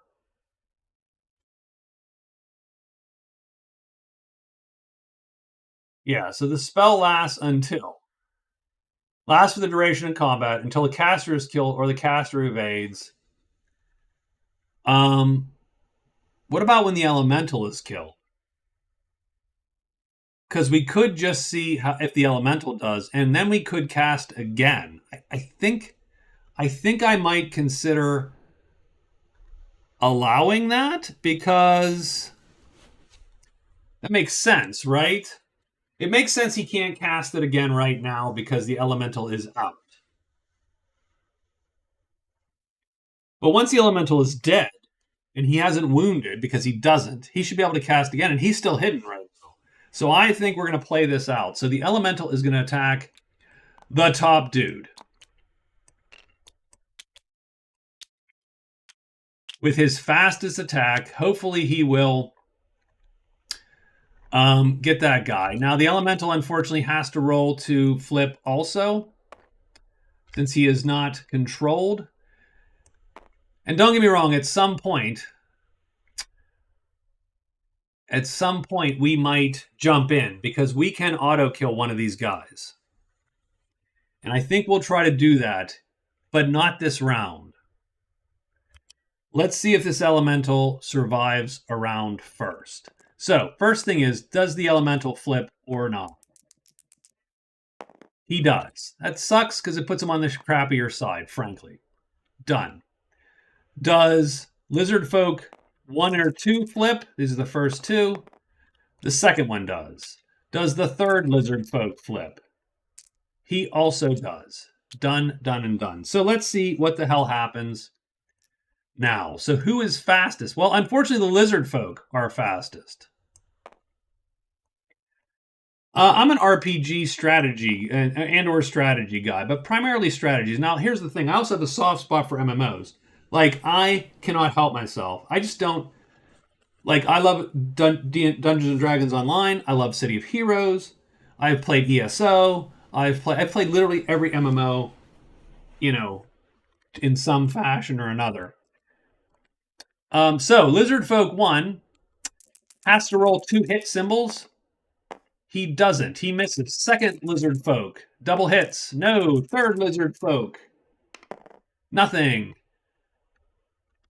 So now we're going to attack top Lizard Folk, and we have to roll double hits. Come on, double hits, baby. Double hits. No. Miss. That is one round where nothing has happened, so keep that in mind. So what I'm going to do, that's fine. That's fine. We're going to change our target to the top guy, obviously.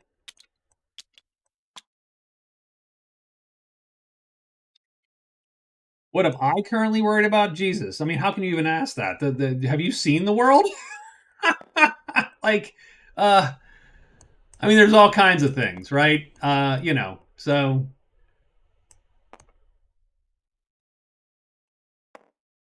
So we're going to attack the top guy.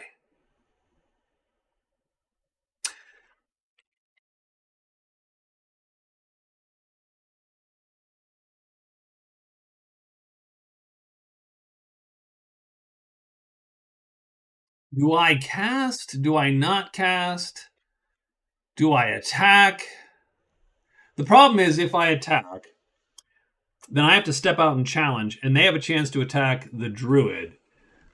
So I'm going to stay in there. I'm not going to stay in there. I'm going to instead, I'm going to cast Hesitation, and I'm going to cast it with 3 attack cubes like this, right? And that's going to just totally go all over the place. So that's going to be a pretty fast cast. And I don't know why this thing doesn't have marks where it needs to, but it doesn't seem to have them. So that's weird, but okay. There we go. So I'm going to cast like that. And I'm going to target the one that he's targeting so that it will be slower. So we're going to try to get one kill. And if I can get one killed, I'm not as worried about what the hell happens. So that's what we're going to do. And so we're now going to roll for everybody to flip. Let's roll for the monsters first, the lizard folk. These guys both flip, which sucks. Frankly, the last guy flips.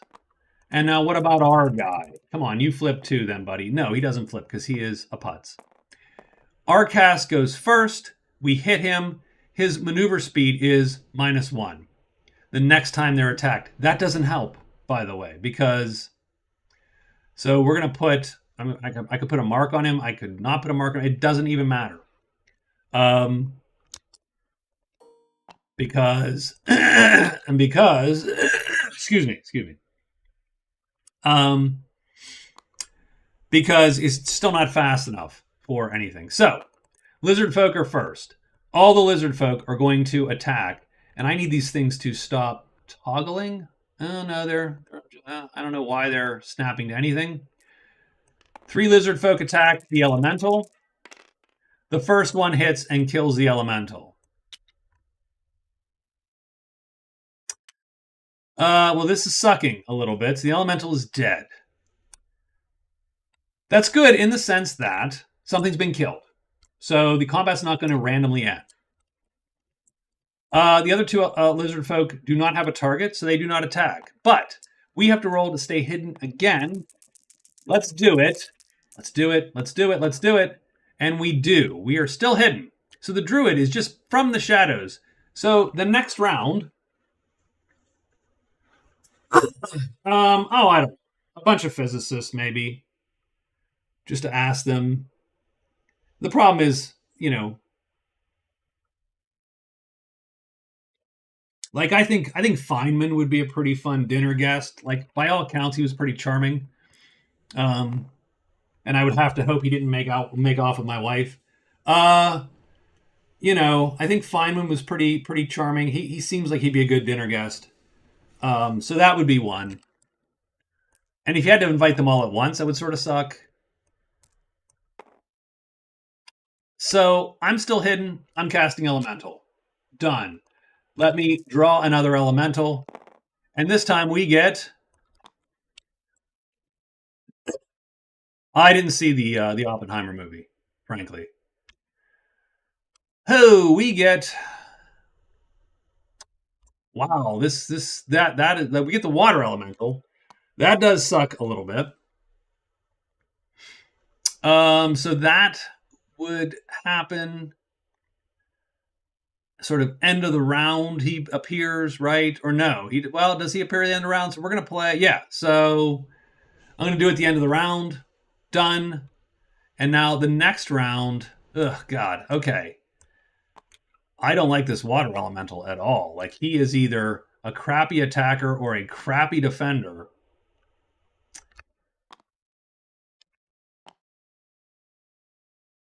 And he can't be killed instantly. So that's good. Unless they're on this side, which they are. This guy can. So let's play him on this side. Let's have him attack that guy to get rid of him as fast as possible. I'm going to cast Hesitation on the top guy again with 3 cubes, again, just like before. And let's figure out the combat round. I'm sorry this is taking so long. I'm back and forth. So let's see what happens.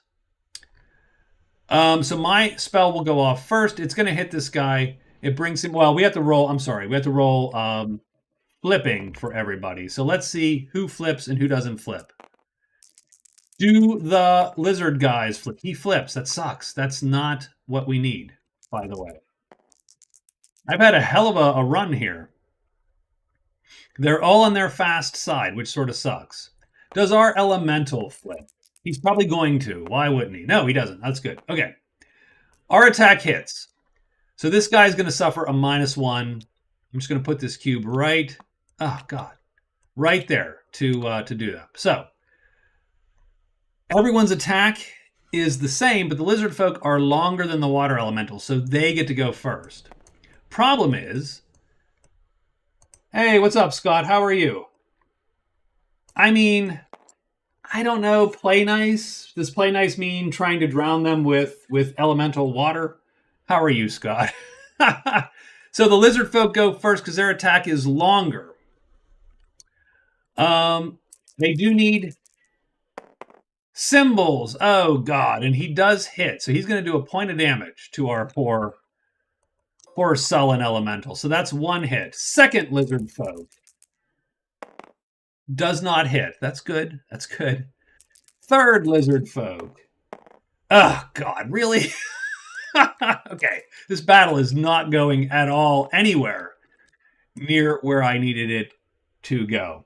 So, oh no, he's dead because that second hit's going to kill him because he does 2 points of damage. So as soon as he's down to 2, that second hit from the last guy kills our dude. So this second elemental drops like a stone. I mean, like a puddle. And so dead. Okay. Unfortunately, we cast Hesitation this round. So that was a miscalculation because we didn't even get to attack with the elemental. Are we still hidden or are we not hidden? We are still hidden. The druid is a master of stealth, presumably.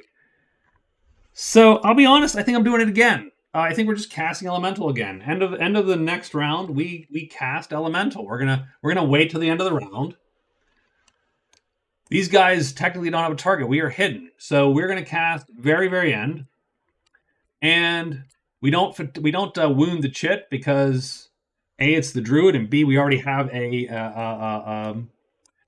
we have enchanted. We get an earth elemental. Okay, that's sturdy. I like sturdy. Sturdy good. Sturdy good. I think we play on this side for the time being. That at least gives us the best chance of surviving. Let me move this heart out of the way because I'd rather not. So I wish I had a missile weapon at this juncture. I would be trying to plink them down at this point. But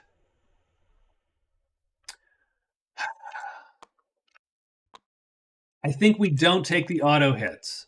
I think we try to be as defensive as possible. And don't get me wrong, we should cast hesitation in hopes that someone flips. Now, the funny part is, he's actually still... See, he wasn't attacked last round, so he actually is still hesitating.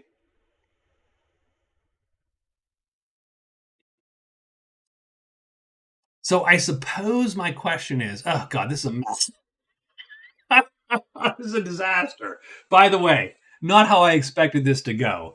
I expected a little more performance out of my elementals, and they really did underperform. I'm a little disappointed in the elementals as a rule. So far, like none of them are fast enough to hit. They're all hit. So, I mean, that's fine. That's good. But man, I need 2 of these things. So, let's see where we're going with this. I think we're playing on this side. That guy's hesitating. I think we stay hidden and we don't cast hesitation yet. We just wait on this. So let's see who flips and who does not flip. Second guy flips. Third guy does not flip. Elemental. Does he flip? He does not flip. That's good. That's sort of what I wanted, at least. They get to go first on other attacks. They do have to hit us. They have at least to get symbols. So let's see. Symbols, so that's a wound. 1 wound. Second attack. Symbols, that's 2 wounds. Oh, God. Okay. Third attack will kill the elemental if it hits. Oh no, the second attack killed the elemental. Yay, okay, there you go. He hit for 3. And so the elemental is dead. Yeah.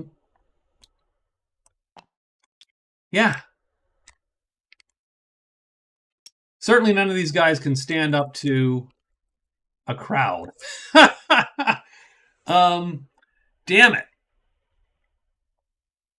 Okay, I think I need to change tact. So, the next round. Now keep in mind, there's always the wounds are occurring, things are dying. This combat might last forever, as far as I can tell. I'm going to cast Elemental again at the end of the round. I'm gonna hesitate. I'm gonna cast at the very end, and we're gonna get another one of these things. And it's the fire. It's our fire guy again. So that's cool, I suppose. He was maybe the best suited. We're going to play him on this side. Now, he goes down in a heap, but at least he has a good chance to hit someone. And again, remember, this guy's never been attacked yet, so he is still hesitating.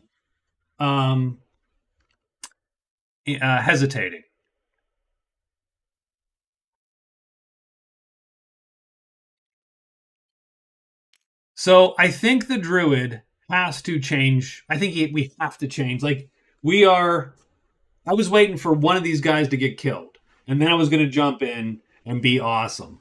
I don't think that's an option. I think, we could die, and so quickly we could die. We could die in a heartbeat. Here. But we can kill one of these guys, 100%. It largely depends on how many attack me and how many attack the thing. So we are going to... I'm going to regret this, by the way. But we're 2.5 hours in, so what the hell? I'm jumping out. So the druid jumps out. He's got this. So now we're going to randomly assign these guys to both us and the elemental. So 1, 2, 3, it's the druid. 4, 5, 6, and I presumably am copying and pasting dice everywhere, as you do. 1, 2, 3 is the druid. 4, 5, 6 is us. I will put the druid attackers.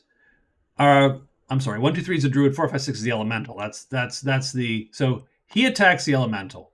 Second guy attacks the elemental. Third guy attacks the elemental. I don't know how I feel about that. I feel okay-ish. Maybe. Remembering that this dude is still hesitating. So that's good for the druid in the sense that we do not have to worry about dying this particular turn. So that's cool. I'm going to play like this. 1, 2, and maybe we should have done this round 1.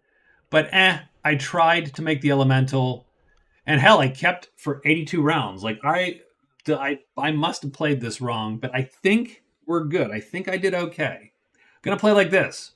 3 attack, 1 on might. It's going to do 2 damage to these unarmored characters. I am going to attack.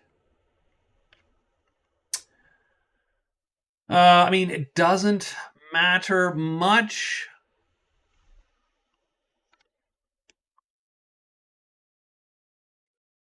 Since any of these guys kill our dude, I am going to attack. I'm going to let this guy attack him. I'm going to attack the second one. There you go. Done. So my target is number 2. So let's see who flips. Lizard folk first. This guy's going to flip. That actually helps us. This guy does not flip. The third guy does not flip. Does the elemental flip? Let's hope he doesn't. He does, because that's sort of how the dice have fallen this game, this particular one. So let's do all the attacks. The first attack, the fastest attack, is me. I am a 3. I go first. The druid jumps out. He is going to hit this guy with his 3 attack versus his 1 defense. 2 damage because the dagger with a sharpness star kills him. He is dead. Done. You don't? I assumed you had to because I'm like, well, why would they have 2 sides? Well, if that's the case, if he's on that side, this is a much easier fight, at least this particular time. Perfect. Thank you, Scott. I do appreciate you, sir. Thank you for coming in and saving my druid fight. I do appreciate that. Okay. That's good. I like that. I like that a lot. Now, here's the problem. He still gets to attack first. The monster still gets to go first. The reason is that the monster has a longer attack than the fire elemental. So, let's roll for the monster. He needs symbols of any type, and he gets them, and he kills this guy in one fell swoop. So it didn't matter. Scott didn't save me. Yeah, do that for me.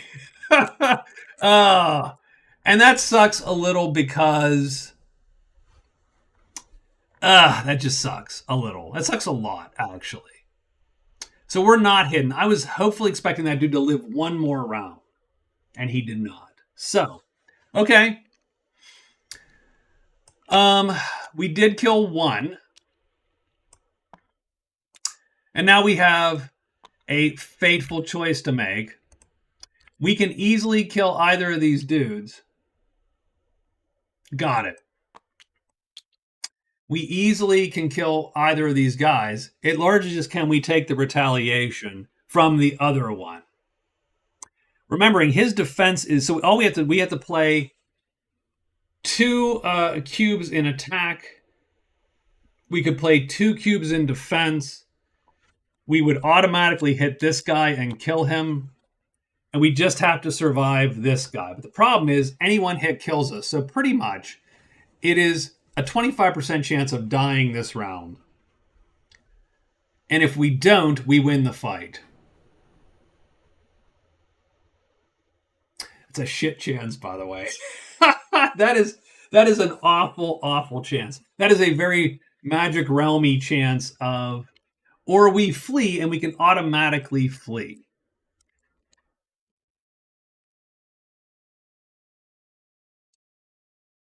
So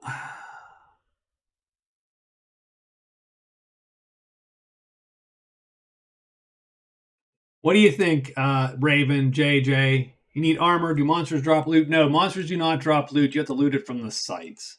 Yes, if he had armor. So again, you see the power of armor. If he has armor, this is a no-brainer. He stays because he wins the fight. The armor might get dinged up or destroyed, but he wins the fight. This fight, it's a 25% chance of dying, or you win.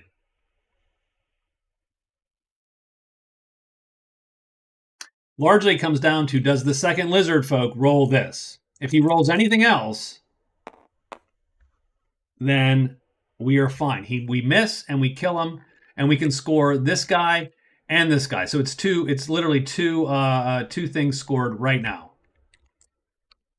which is pretty cool. If not, he gives this up. He's not going to kill a stack of monsters in one battle. So what do you think, Raven? And what do you think, JJ? Are we going for 25%? I mean, it's definitely the Blood Bowl or Magic Realm roll, which you will fail those every time.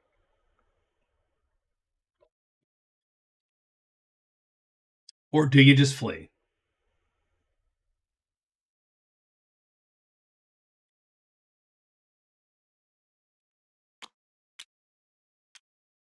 So here's how we would play 1, 2. Oops, nope, down. Why do we not have... I cannot cast an elemental because I can't do it fast enough. They will be targeting me by the time. So by the time the elemental gets out there, they will have me targeted. Yeah, something's wrong with this card, by the way. Just keep that in mind. Let me put the dots in the right spot. Done.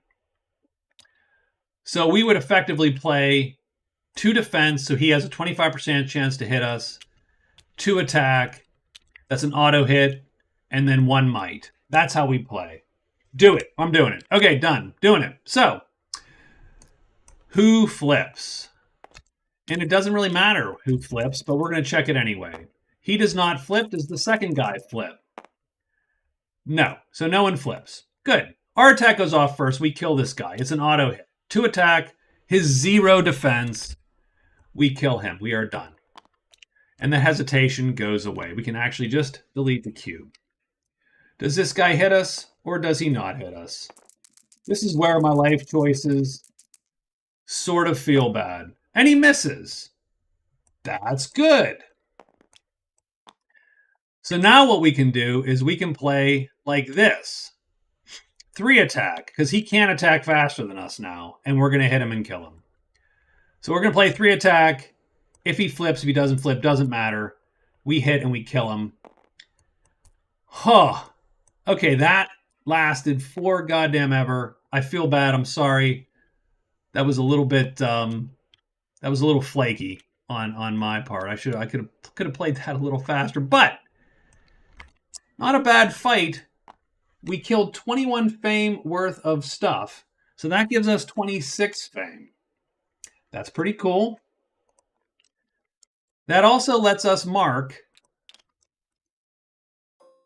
3 or more monsters in a single fight and kill 3 orcs, gobs, kobolds, lizardmen, etc. That puts the druid in a weird spot where he's not necessarily winning, but he is definitely contending now. And that was day 8, and that took like 82 hours. That took so long. I'm sorry. But I had a good time. So hopefully that was sort of an interesting, weird but interesting fight. And we need to get on to day 9 here. Taking a quick look just to make sure I remember what the hell we're doing. The other nice thing is it cleared out some of those lizard folks. So we're not going to get a death stack like we would, right? You know, we don't have quite as many to contend with as we go to loot the damn shrine is our goal, I think, here. So let's Let's draw the Druid's first because he deserves to be first, guys. So the Druid goes 1, and then he's going to loot twice. He's looting that darn shrine 2 times. So once will be the 5th treasure from the shrine. And that means nothing because there's only 4 treasures. So that sucks. Second loop. So 3rd phase. Nope, nothing. Well, that sucks. What is the speed of a giant serpent? 2. We're going to loot one last time because we can run from a giant serpent if it shows up. We get the 2nd treasure. That's what we wanted. We wanted something else out of there. Let's pull the 2nd one. It's just a plain old treasure. We get the what? The elemental spheral. One-time use. Oh, if you play... Okay, so if you play an attack and a defense cube on this, you cast elemental, effectively. I mean, okay, that's cool. I mean, it's not great, but it's cool.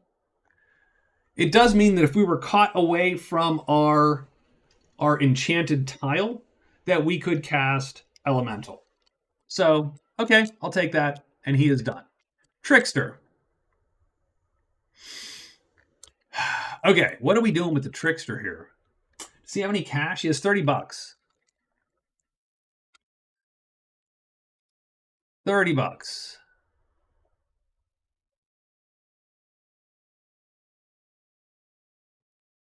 And we're going for cave tiles. But again, the cave tiles are a little bit...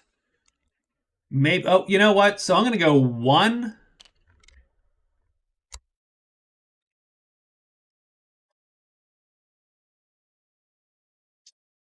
And I'm going to enchant. 2, 3, 4. We're gonna play it a little, seeing the Druid and his amazing... Well, hold on. I shouldn't do that yet. Hold on. Time out. Let me take a look. Because when you enchant, you also should flip the tile. And I should have flipped this one. So keep that in mind.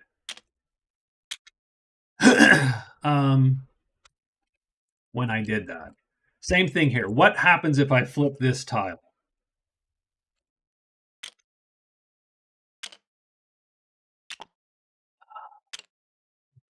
Well, that's good. That's good. Okay. So yes, we are going to flip the tile. We're going to walk in. We're going to flip the tile. Done. So that costs us our entire day.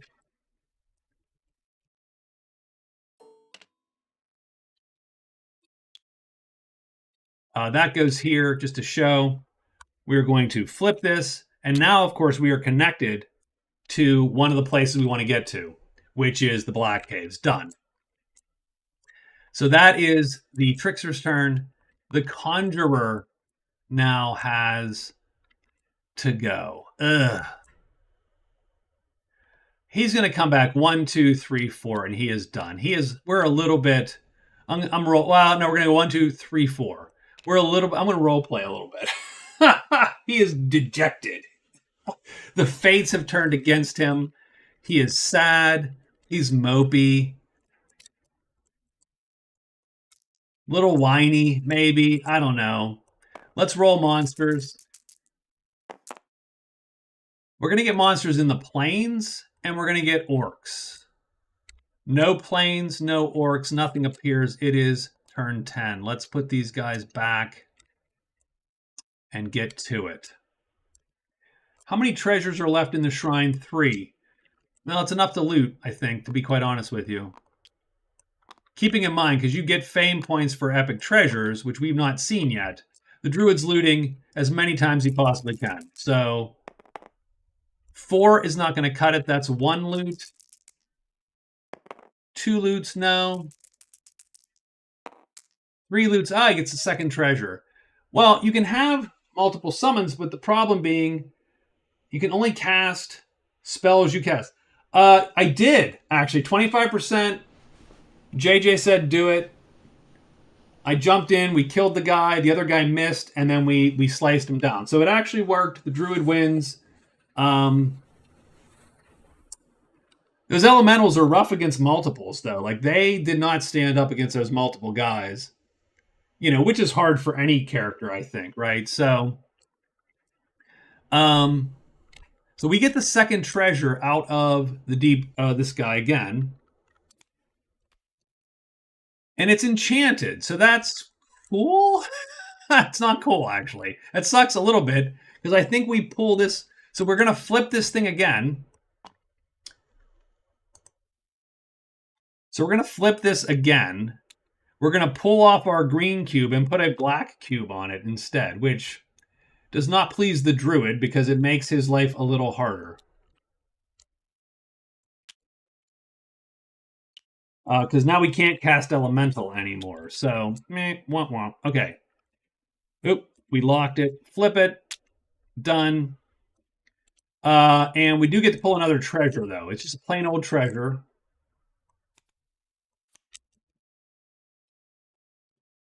Oh, and you know what? That is a very nice weapon for the druid.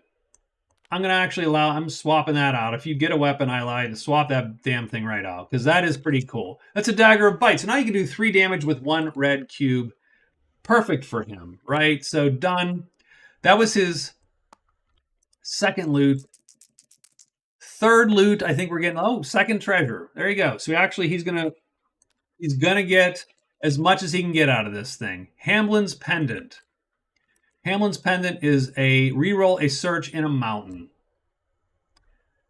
Not a great treasure, but it could come in useful. And then I think I'm going to sneak the last move because I don't want to get caught out without the ability to cast Elemental. That sounds like a bad idea. And I do think it's time to get out of Dodge. I think at this point, we've played out. I didn't find any epics, though, which sort of sucks because I was hoping to find an epic, get some more fame, and get us a little closer to one of these sacrifices.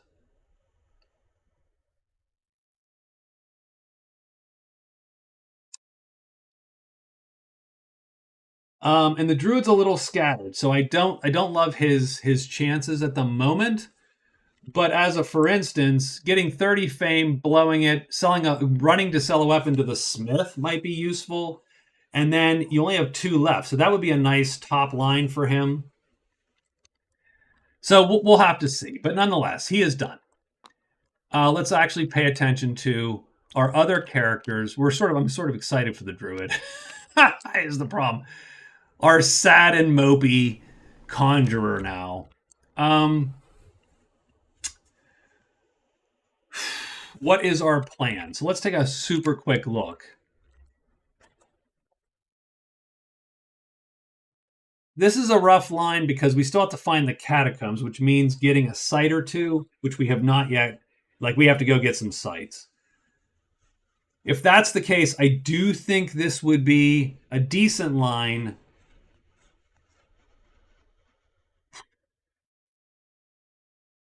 Yeah, I think the Conjurer's in the worst shape at the moment because he is so all over the place. So let's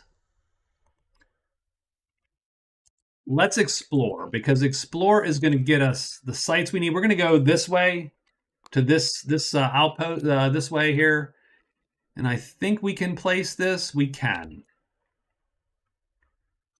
So that is, and we have to decide. Hold on, let me do a quick decision on whether to do that. I think I want to do that instead. And I don't know if this matters.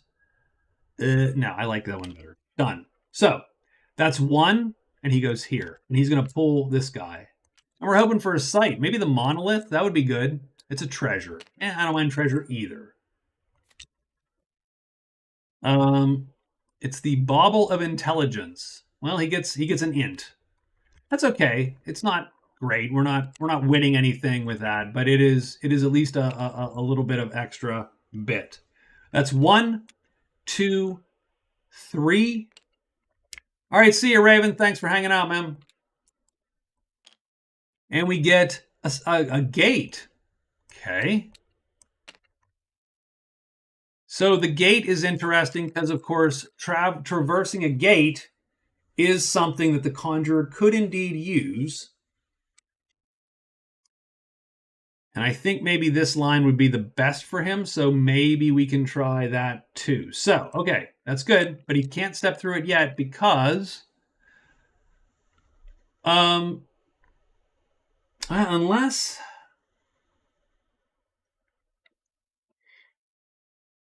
we count, so we do have to make a small judgment call, right? The target is placed in a random clearing containing a discovered gate. Does that count as traversing a gate? I'm gonna say no. I'm gonna say he has to go through a gate to another gate. That's sort of the call. So that's his third move. Let's sneak and be done for the day. Trickster. Trickster is trying to get to caves. 1, 2, 3. He is done. He's sneaking. And that's it. That's it for the day. For the guys, let's roll some magic here. Caves would draw. That's nothing, though. So now let's check. Orcs. No orcs, no orcs, no orcs. Nothing appears. That's probably good for our heroes at the moment. Let's get to day 11. Conjure is first. So, I mean, that's cool, because if we find another gate, or someone else finds a gate, we can cast and instantly be transported to where we need to go. I'm going to go 1, 2, 3. Pull the planes here. That is a treasure, so we're going to draw another treasure. Maybe it's an epic. No, not an epic. The Tiara. Oh, Talaria. I'm like, Tiara of the Gladiator. Oh my God, Scott, what are you thinking? But the Talaria of the Gladiator is totally different. And it's a cube in a movement box and does not add a maneuver box. So that's good. It doesn't make him faster, but it does make him... He has to spend less to get the same defense. Nothing wrong with that. More importantly, he can equip boots. So he equips boots and scores there. So that's interesting too. Again, he's going to lose this game and have the most things out on the board. So he's gonna like play anti-bingo effectively. So that's 1, 2, 3, and then he's gonna sneak. And so we are done with him. The druid's got to get out of dodge for certain. So I think we get out of dodge.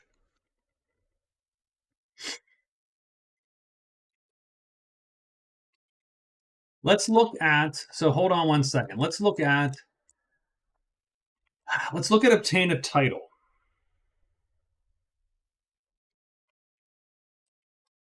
Let's look at obtain a title real quick. The mine, any weapon treasure, any armor treasure, or any treasure worth 25 plus gold, and he can buy that thing. And strangely enough, he has a treasure. So I think we're going to go 1, 2, 3, and then we are going to sneak again. And alert, because we always have an alert phase for free. I'm going to cheat and tell you right now, if I don't remember this, I have alerted. So I'm going to put that there, but I have indeed alerted. I've stated it. It's done. Give me a break. I'm playing multiple guys. I'm not that smart. Help me out here. So, done. And now our trickster is going to go 1, 2. Oh, no, 1. All he has to do is 1. He's going to flip that guy. It's a gate in 2. Okay, that's fine. That's fine. 1 into there, 2 to there. It's not cheating as much as it is. I'm giving a standing order. Like, I wouldn't do that in a game, but I would do it in a game where I'm playing myself. Like, I'm not in a competitive game, obviously. That wouldn't fly. We need to get to 2. Okay, done. So we moved 1, 2, 3, sneak. Done. And I think we are complete.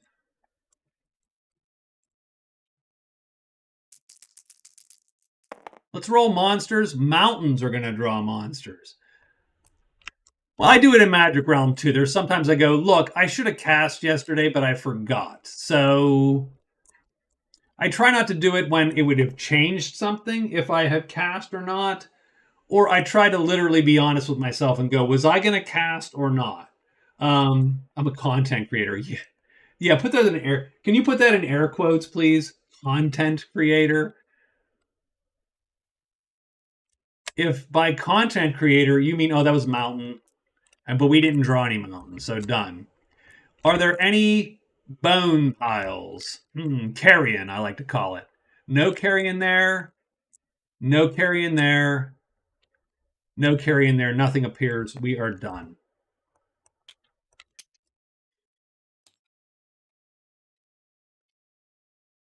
So let's keep in mind that our trickster has visited a second cave. And so that's going to give him 2 of these. And he's looking to get 3 of these. And he's going to do it by re-enchanting or disenchanting this tile and flipping it again to flip it over to this side, where he can then go and hit the Forlorn Tunnel. And then he will have succeeded in his 3 things. And now he's going to be super close to getting that win, I think. Trickster is next. So I do think from a turn standpoint, my buddy East Paladin is correct that I need to make this board slightly bigger. From a time perspective, of course, maybe not so. So I'm going to move 1, and then I'm going to do exactly what I said, which is enchant, enchant, enchant, take this cube off, and flip this guy. So effectively disenchanting, and we are done. The Conjurer? What's the Conjurer trying to get to? I would love to find some sites. Although, having said that, how important is traversing a gate to him?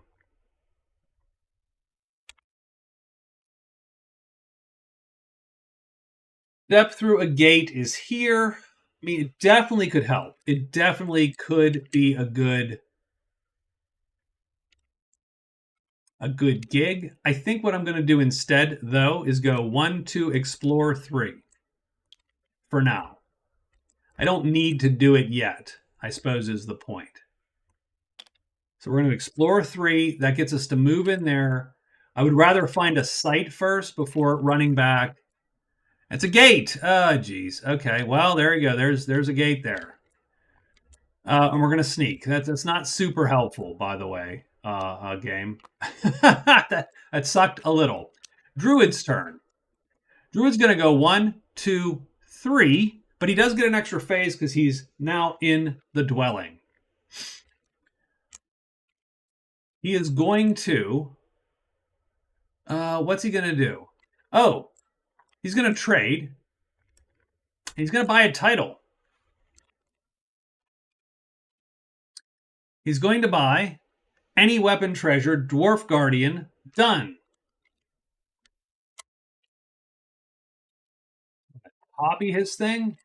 I'm going to actually put his thing on the damn card. Oops, I'm going to shrink his thing and put it on the card. That's a big counter, my friend. Okay, he's got that. So he buys a title. That is going to copy, paste here. Druid as another one of these bad boys. And again, I would argue the Druid's in decent contention. I need to mark. Yeah, Druid's actually 2. If the Druid could enter 3 cave tiles and happen to kill a serpent, then he wins. So I think we have a little bit of a race here because I think the Conjurer is mostly out of it. Now, don't get me wrong. You still keep going. You never know what happens, right? He steps through a gate, learns a spell. Maybe all of a sudden you're in contention. Could find a damn site, though. Would not suck. The Trickster has found a site because he found the thingy, the cache. So the trickster's found a site, and the druid has found a site. So we'll shrink them down just so we can keep track of what what their race is, what their what they're going for, etc. Right? Okay. So yeah, so the druid goes up and then he trades and he buys a title and he is done for the turn. And that is it for the day. Let's make a roll and see if anyone gets beset upon by creatures. Caves. Ooh, caves might count. No, no one's in a cave. We ran out of the cave. Slash marks also don't count today. Done. We're moving on. Day 13. Druid first, trickster, and then. So I think the druid has found his sort of way to victory, right? We're going to try to kill. We're going to try to enter 3 caves, and we're going to try to kill a treant or a serpent. I think that's how we get there.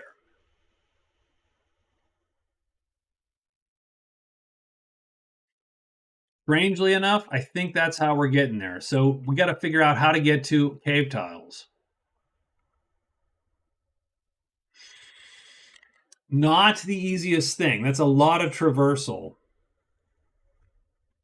Or is it? 1, 2, you go in here and go down this way, and then up here, and that's 2. So I think that's where we start. 1, 2, 3, hide or sneak, and done. He is done. Trickster.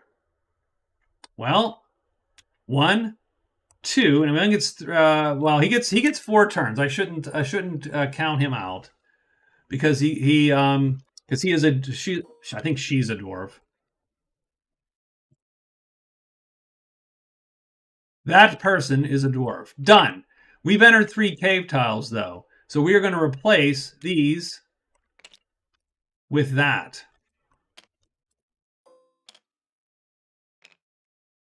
So that is 1, 2. And then what else do we need to do to win? Learn a spell. Well, okay. That's got to mean go to shops. Let's go 3. And then we will sneak again for 4. So done. Trickster is done. Conjurer.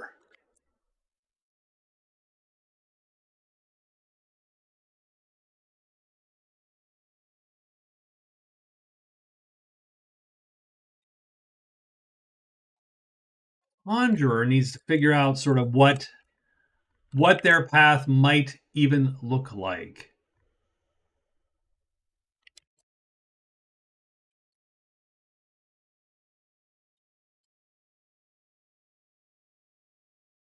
I do think the druid has 1 extra. Well, no, I don't know that that's true. Okay, so conjurer. What does that even look like? What does victory even look like for the conjurer? I think we need to get to the learn a spell bit. I would like to have found a site by now. We've not found a site. So that sucks a little bit. Because finding a site at least gives us a little bit of hope that we can get that 3 sites. And then learning a spell, I think, is just sort of a natural sort of way to go for any spellcaster.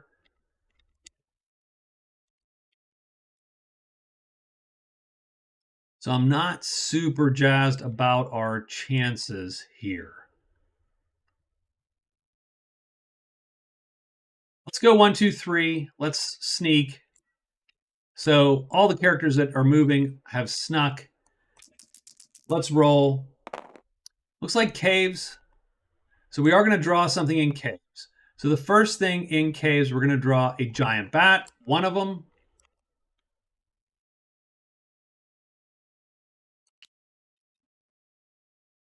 On our dwarven trickster. Done.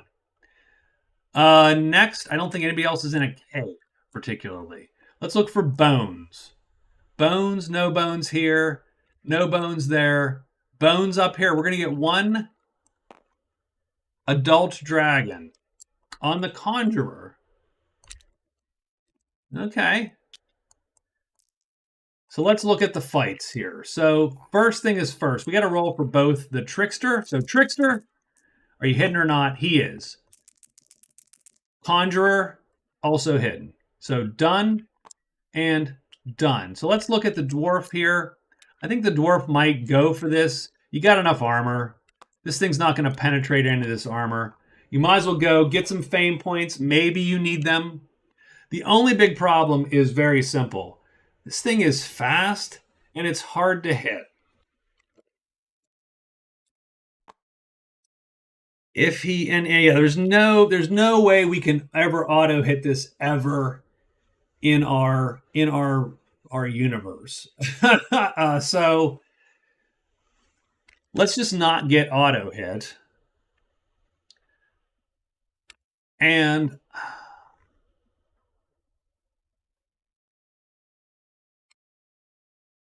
it pretty much comes down to us playing 3 movement cubes and no attack cubes. And hoping we get the 25% chance before it gets the 25% chance, frankly. There's no real other way about it. It's not a great fight. I mean, we're going to kill it in one hit, and it's going to take 1, 2, 3 hits to get through us. So, and then even more. So I would argue, let's do it. And we're going to play pretty simply. We're going to play 1, because that's all we need. I'm going to play all move, no attack. That way it never even matches us. And that's all I got, actually. Oh, wait, we do have the quick ring. No. Placing a brown cube here. So no, we went up, that doesn't do anything for us. Done. So that's it. Does the monster flip, and does it hit us? So first thing, flipping. It is not flipping, so it stays on that side. We're last. Does it hit us first? It's going to need doubles. It does not get double hits, so it misses.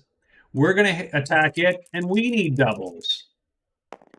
And we're going to get doubles, and so we kill him. It's 8 fame for the Dwarven Trickster. The Dwarven Trickster is at a whopping 29 fame, so that's pretty good.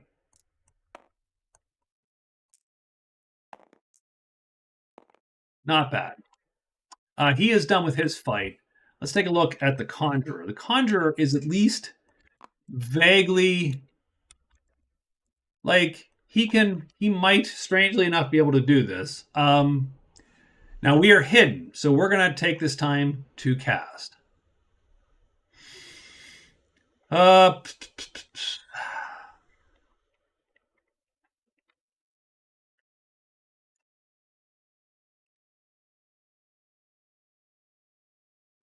think Air Swords. I think Air Swords is the no-brainer. So I think that's the way to go.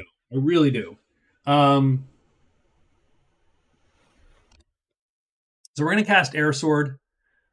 That's going to wound one of our blue cubes, and that's our hidden thing. So we're going to get the sword, which I'm just going to use. I don't know what I'm going to use to represent the sword. I almost need a sword counter. I'm just going to pull. There you go. I'm pulling some gold. I'm going to pull a little piece there. That's going to represent the sword. It's attack speed 2. I mean, sword can't be hit, so might as well just not even worry about that. We'll just assume we get 2 attacks. Done. So let's wound the cube. Cube is wounded. And that's round 1. Round 2, obviously we jump out and we challenge this dude. We are worried about his attack. So we are going to, wow, I don't know what's going on with these cards. I need to look and see. Yes, something. I have not downloaded the new whatever, but there's obviously some wackitude going on here.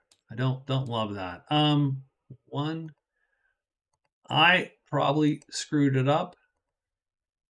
if I'm to guess somehow.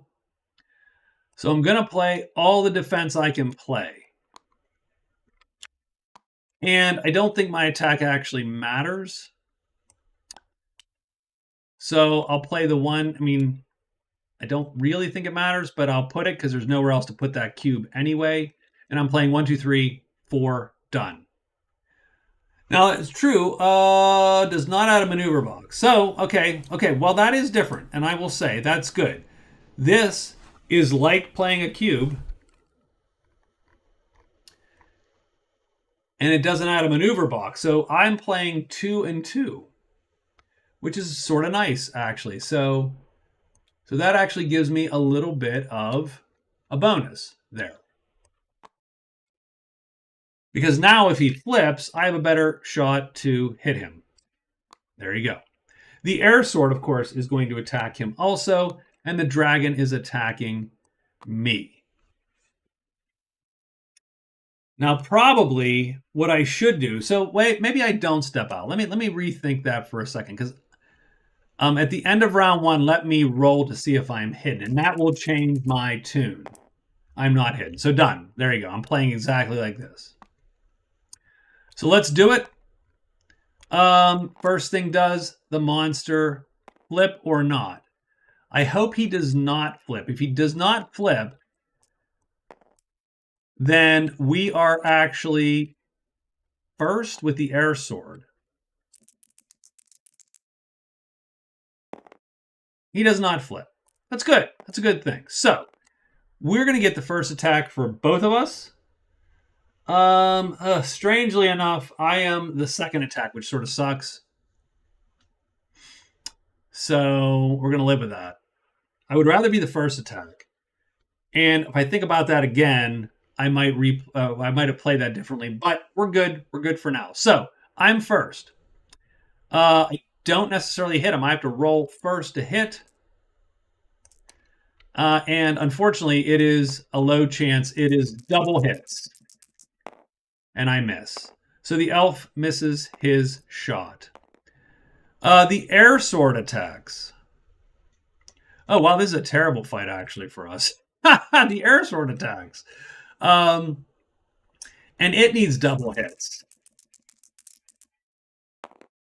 And it gets them. But it's just going to wound our guy. Oops, Jesus. Where the hell did that come from? So we did do a wound, and we are done. He's going to unfortunately attack us. He needs double hits because we have super armor on, and he misses us. And we are done for that round. Next round. Next round.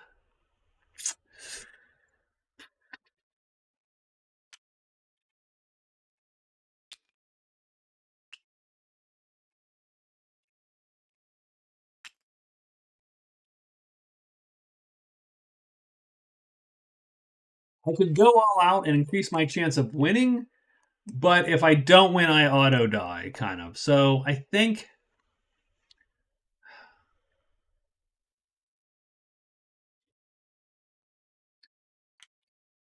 Well, I don't necessarily auto die. Let's put it that way. It could go a couple ways, unfortunately, but I think we stick with this for now.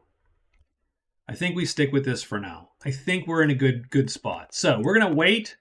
And we're going to see if the dragon flips. I'm hoping he does not flip. He does not flip. I think this is better for us. I'm going to take the shot.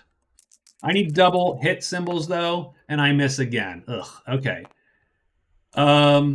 The air sword goes. It needs double hits. And it misses, unfortunately, also. So that sucks. That sucks. He's going to attack me. He needs double hits. And he misses. Not by much, but he does indeed miss. Okay. What I'm going to do...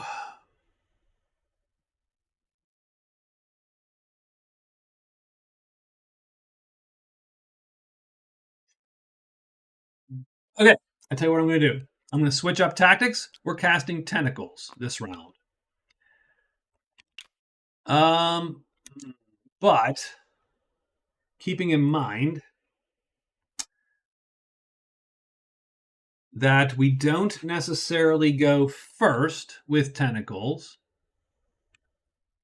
which sucks a little. We can either take it off defense or offense, because I can only well, hold on. I'm going to take this away. 1, 2, 3, 4, 5. I think that's fine. 1, 2, 3, 4, 5. That's doesn't count. I don't play a cube for real. So I'm 5 cubes. That's perfectly fine. This is good. So I'm going to cast tentacles with this layout of speed. I'm going to keep my 2 defense and my 2 attack. I don't have to hit him with tentacles. The tentacles can do that. Let's see if he flips. I'm hoping he does not flip, I think. He does not flip. So what happens? Tentacles goes off first. Tentacles going to hit attack 4 times. Roll the hit dice as normal. A single hit results in -1 attack. Double hit, -1 defense. So 1 tentacle misses, 2 tentacles miss, 3 tentacles hits. -1 maneuver speed. Okay, that's pretty good. Let's put something on him to say -1 maneuver speed. Last tentacle. -2 maneuver speed. I don't know if that can stack like that. Doesn't feel like it stacks like that.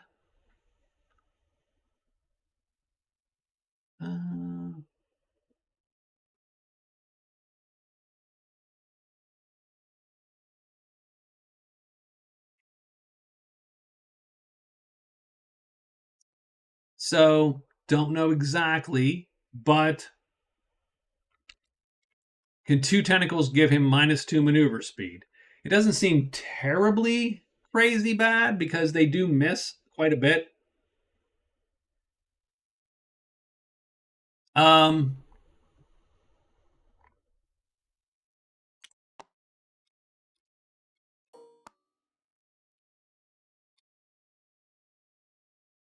But let's I'm gonna roll with it for now, just because.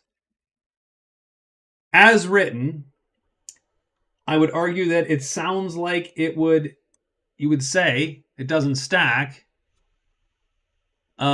Misses and equal results do not count. Oh, that's weird, but okay, yes. So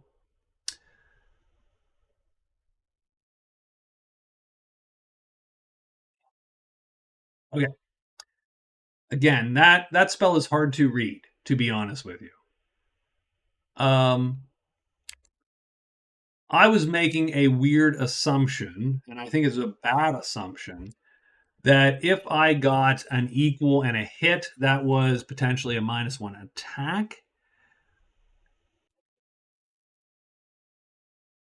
It sounds like what you have to do is if it hits them twice, they get a -1 maneuver.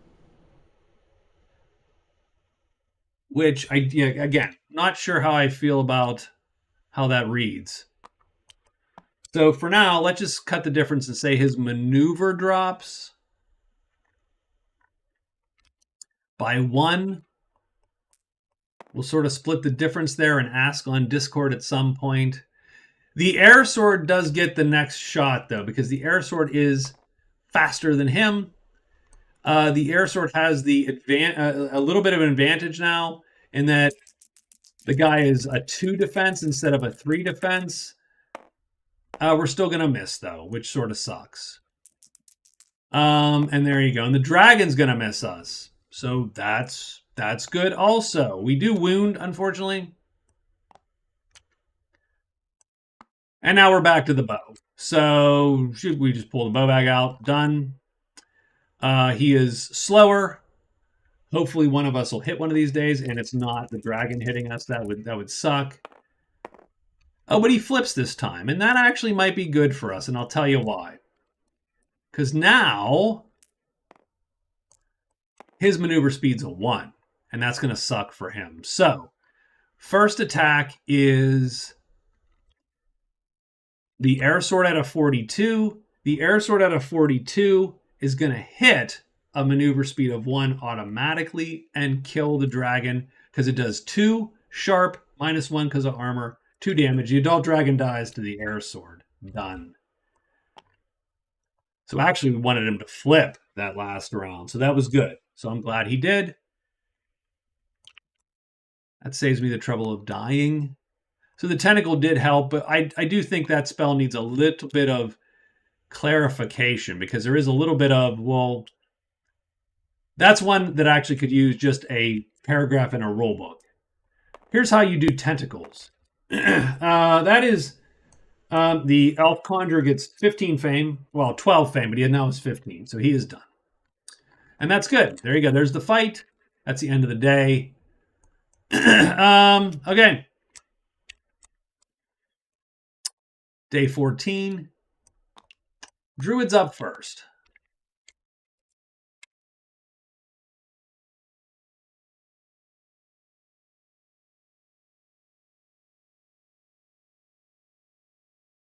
I think the Druid goes 1. And I think the Druid will search.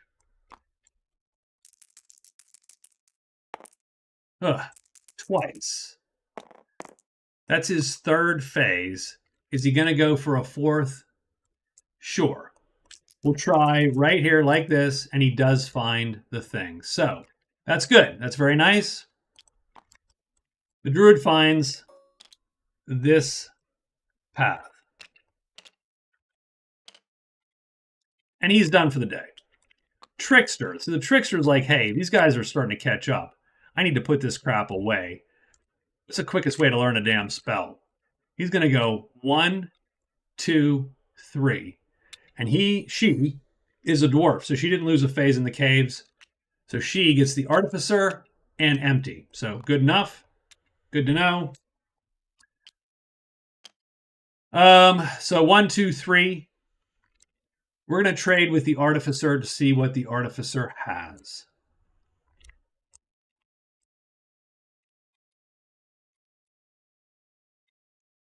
Yeah, I don't love this people catching up. That doesn't bode well for the Trickster. The Taper of Illumination, that's actually pretty damn cool as it stands. Spellbook. I'm going to pick 3 spells and put them 1,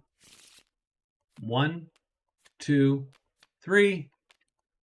We're going to flip those bad boys, and we're going to put that in the Sanctuary.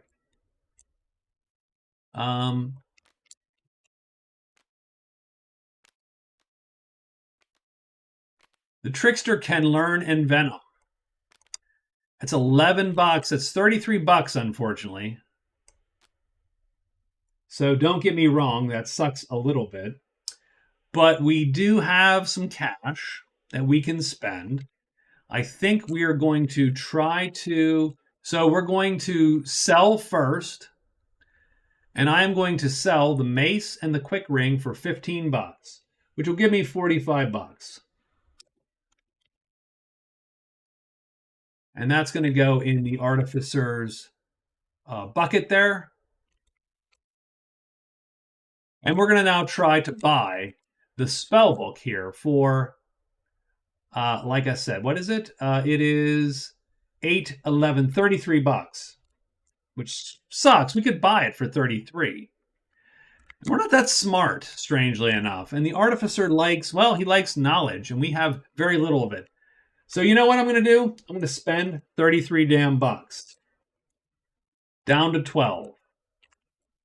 And so the spellbook becomes mine.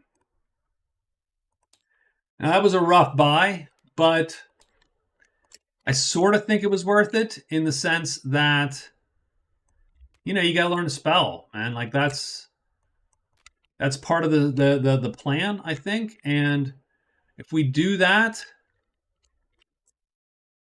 then we are one thing away from winning. We would then need to gather $30 worth of treasure and sell it, you know, in one fell swoop here, and that ends the game for our Dwarven Trickster, which I did not think was going to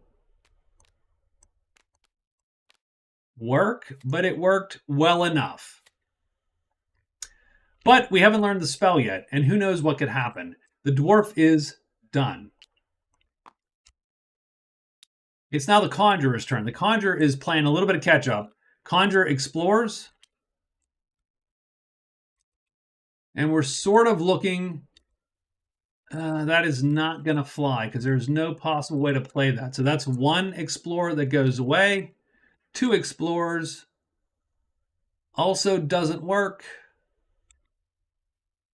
because we need two possible blanks.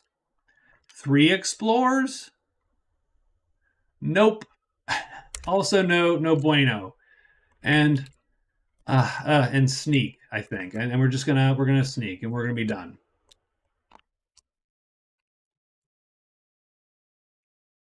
End of the day.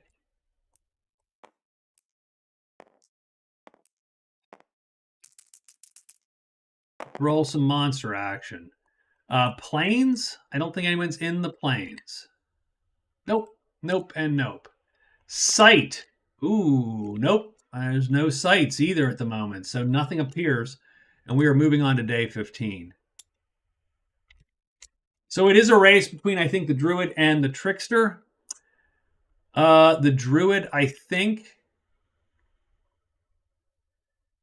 looking for those caves. So the druid is going to go 1-2. This sucks a little bit for him. 3-4. It's just sort of where we have to be. Done. Oh, well, hold on. Presumably the druid went first today, so duh. Druid goes first.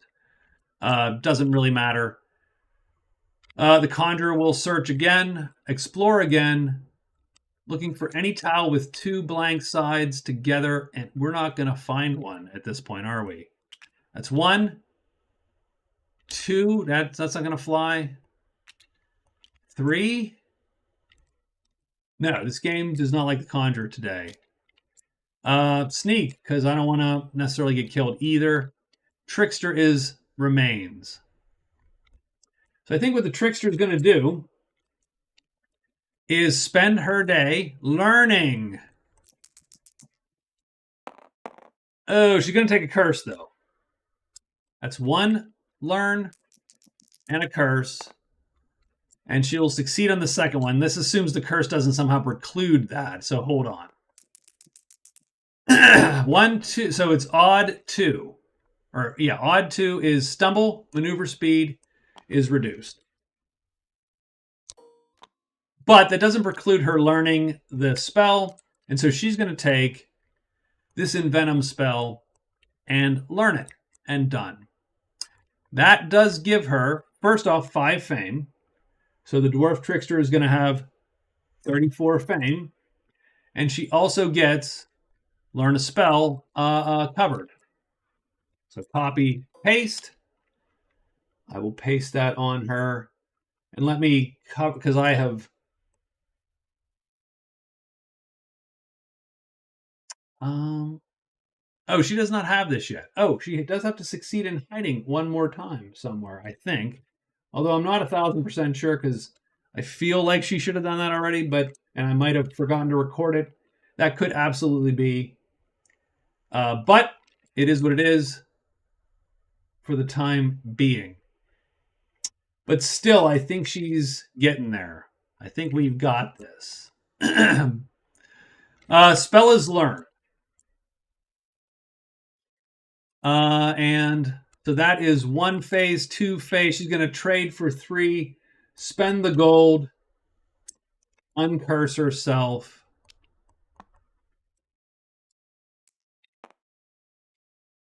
And then 4th phase is really nothing.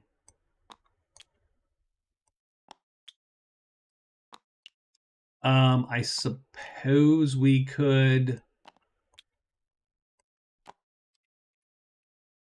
look again for stuff to buy, but I don't think that necessarily matters. What she needs to do is get $30 of treasure. That's actually the biggest thing she's got going right now is, can she get $30 of treasure that's not her starting crap, effectively, and sell it? And the answer is, well, she's got $8 in her spell book still. She does need to go out maybe and find one more thing. Hey, what's up, JJ? Thank you. Have a fun time skiing. I hope you also have a great weekend. I'll talk to you later. That's it. So, okay, day 15 is in the books, I think, for our characters. Let's roll. Mountains bad. And treasure sites bad. And we don't have either of those on the board. So let's do 16 real quick here. So 16 looks like the Conjurer first. Oh, yeah, well, that would suck. Yeah, don't do that. Don't do that. I've never been injured skiing. Now, mind you, I only skied when I was like in college and stuff, so I was actually, a little spry. Now I would die. I would shatter instantly. Like I would go down. I'd probably run over some kids and stuff with my ski, and I would die. It would be bad.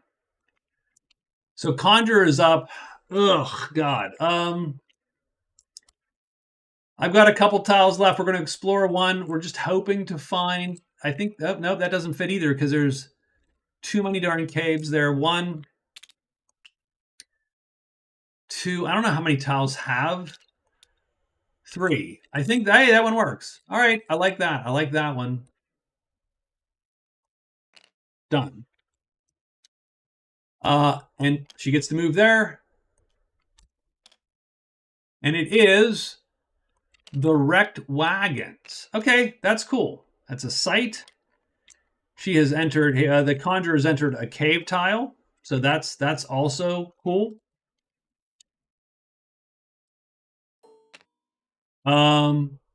So they can actually put their symbol on here. I don't know if that helps necessarily, but it at least gives the Conjurer something going on there. Wrecked wagons, sneak at the end, of course, done for the Conjurer. Druid touches grass here in the Forlorn Tunnel. The Forlorn Tunnel has already been touched, though I don't know where the darn chip has gone, so that stinks a bit. I don't know what I did with it. So yeah. Unless 1, 2.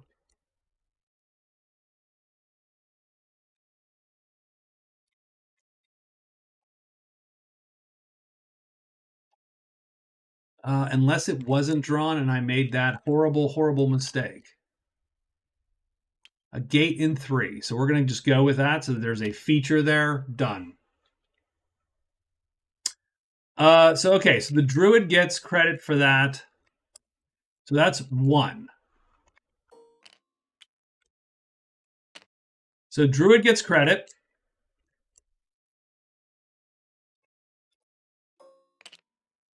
And now the question is, how can you get to a second one?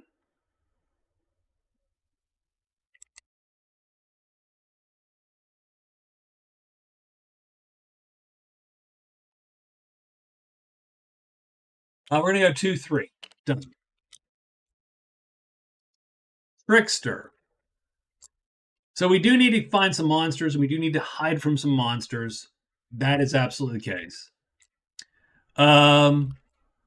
Trickster's gonna reshuffle this whole thing here. Gonna explore.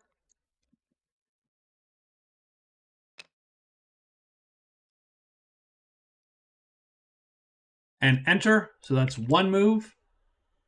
Draws a cave token. It's a site. We have not found that many sites actually in the weird. It's the monolith. Ugh. Okay, that's great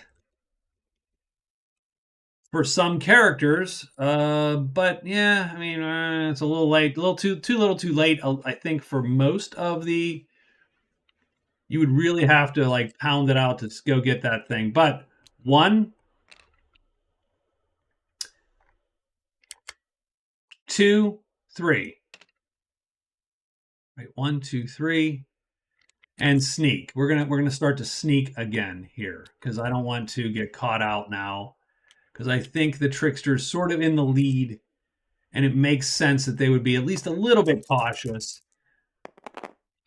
So forest bad, stink bad. Anyone in forest? No. What about stink? Everybody's in caves.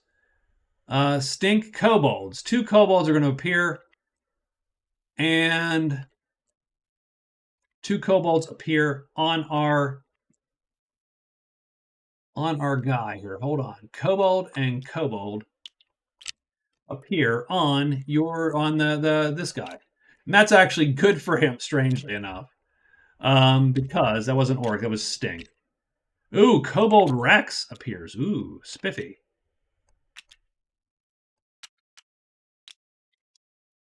We have to check. Are we hidden?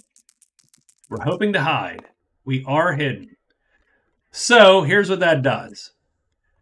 That means that we have succeeded against 4 specific stacks. Oops, I just dropped that off the side. 4 specific stacks. The Dwarven Trickster has hidden against 4 stacks. So that brings them super close to winning. They just need to get $30 worth of treasure, get it back, and sell it, and they have succeeded. Do we kill these kobolds or not? Don't need to. We don't need to. There is nothing saying we have to kill these guys. But do we? But that wasn't the question. The question was, do we kill them? Not, do we have to kill them? I actually think that right now where we're at,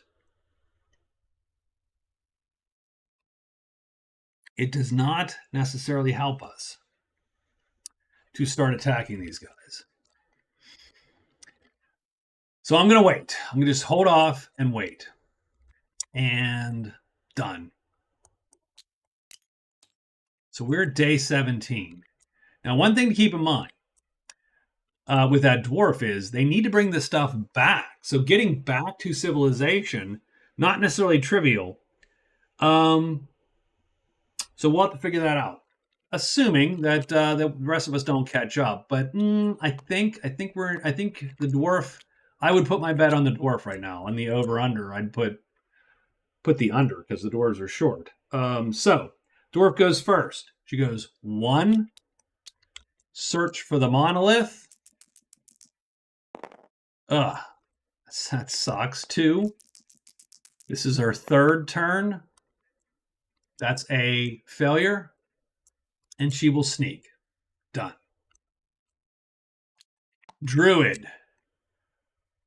1, 2, 3. And that's it for the druid. Done. Conjurer. I think 1, 2. And then what's the wrecked wagons look like?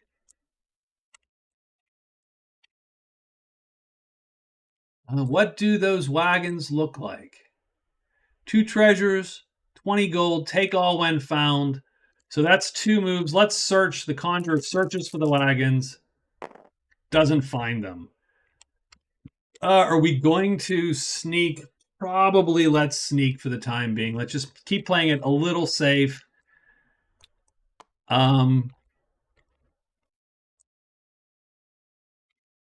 Let's keep playing it a tiny bit safe. That'll be 1 site we find. Keep that in mind. So we're still way behind on that. So done. Let's roll for some monsters. So first off, we need to check the forests. I don't know that anybody's in a forest. We're all in caves right now.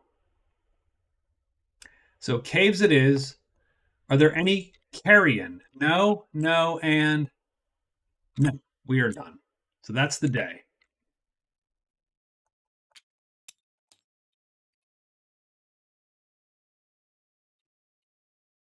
'18 comes. It's the trickster first. Trickster is trying to find the monolith. So 1 search. That's a good sign. 2 searches. No, that's a bad sign. Let's try that again. 3 searches. Oh my God. Jeez, oh man. Oof. So the kobolds would catch up with her. So maybe she just sneaks. Ugh, that's rough. That is darn rough. Conjurer. Same thing. The conjurer is going to search 1, 2. Oh my god. There we go. 3. No.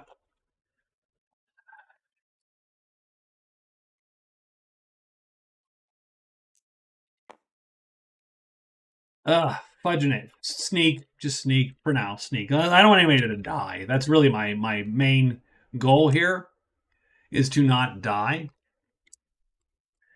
The dwarf has seen the not the dwarf, the druid has seen 1 cave tile so far.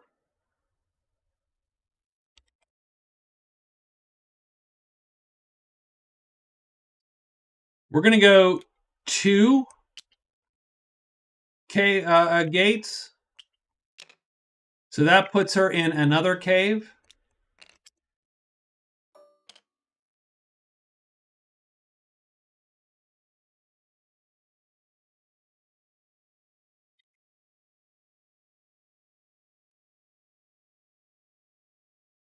So that's 1 move. I'm sorry. 2, 3, and she is done. Or he is done. So that's his second. That's the second cave. So that's cool. That's a good thing. Like he needs the caves. The last thing's going to be the bitch, which is the damn treant. But he's got to get the caves and the treant before the trickster gets $30 and returns to a trade. So we got swamps. No one's in a swamp. And we got carrion. I don't think anybody's in carrion. Done. So we got a little bit of a race here for sure. Who is first? Trickster is first. Trickster is just trying to find the damn monolith. Found. So first thing is first. Copy. Paste. Ah, jeez. I got the dice too somehow. I thought I clicked. Trickster gets 5 more fame. That's 39 fame. Don't think it's going to matter, but 39 fame. That's 1 move. Second move, we're going to start looting this monolith. So let's take a quick look at the monolith. It's 3 and 3, so the first loot is great. So second move is the second treasure. That could be fun. And boom. That's pretty good. That's pretty good. So first off, it's 5 more fame. So we're now up to 44. It's the icon of the dragon. I have no idea what the hell that is. Summons as if a malevolent mountain summoning symbol and a sound symbol are printed on the map tile. Wow, well, that made everything hideously interesting.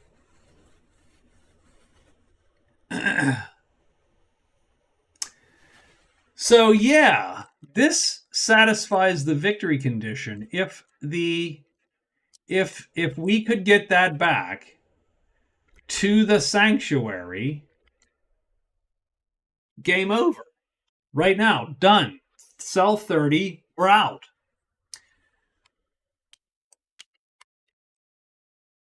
But now we have to avoid, but now we have to not die. Effectively. So,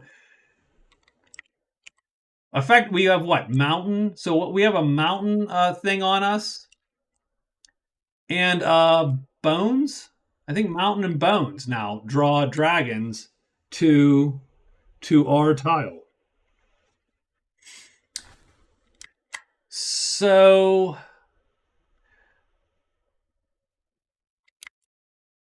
that was the first loot.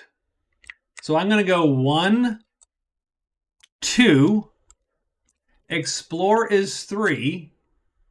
Keeping in mind that the dwarf gets 4 moves still. What we're trying to do is find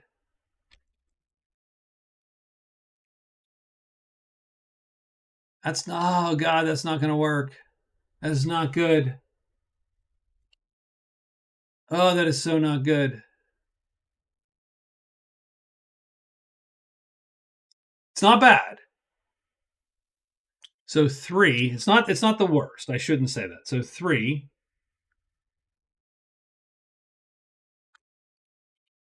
And we're going to sneak for 4. Because we got to sneak now. Because there's dragons every flipping where in this place.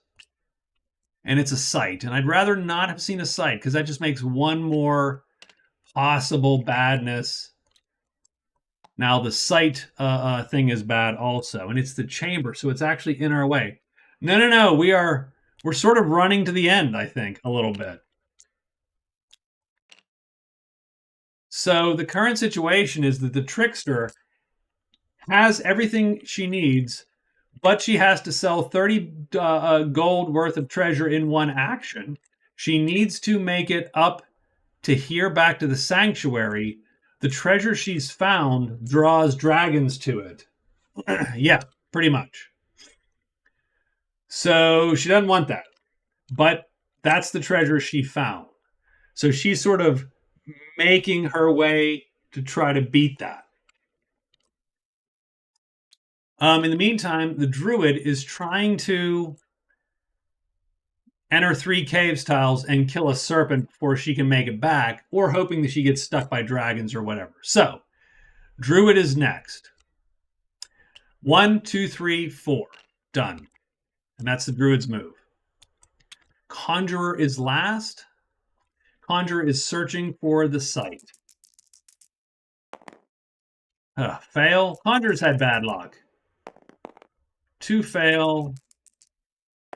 3 fail. Ugh. And again, I just don't want the conjurer to die, so we'll sneak the conjurer. And let's roll and let's see if dragons appear. So we got a couple things have happened. First thing is all monsters not on someone go away. So all these giant spiders go away. I don't think that's that important at this stage in the game, but the giant spiders do go away. And we get dragons, because remember, it's 1. We got 1. But this thing acts as though it's a bones. So I think that's adult dragon. So we're going to get an adult dragon here. Let's check everywhere else also. Let's check here. Nope. And let's check here. No. Done. Okay. Well, we got to hide. We got to roll hide. So let's roll our hide. We do. We do hide. And the question there is simply,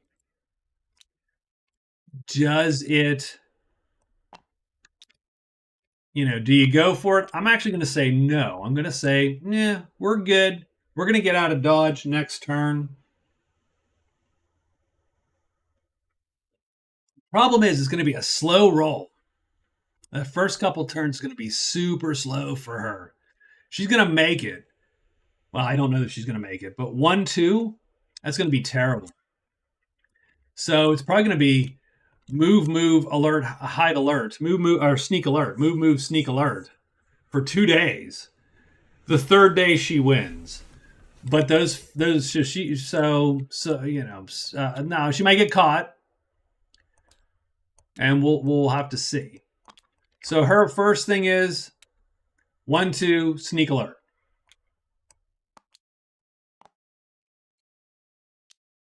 So she gets out of dodge.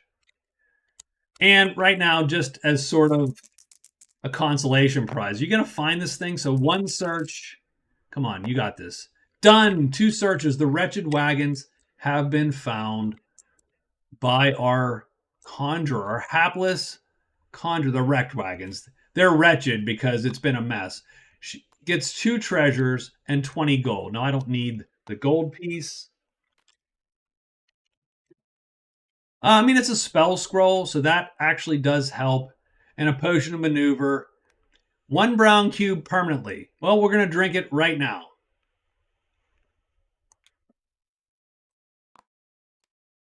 Now, that's going to do a couple things. Now, don't get me wrong, this is not going to happen, but it would be so beautiful if somehow the conjurer wins. So two things: it gets us a cube. Second thing is it gets us gain a cube as a completed task.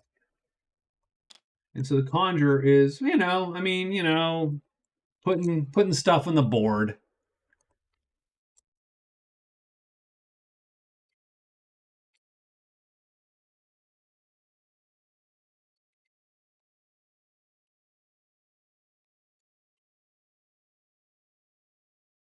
So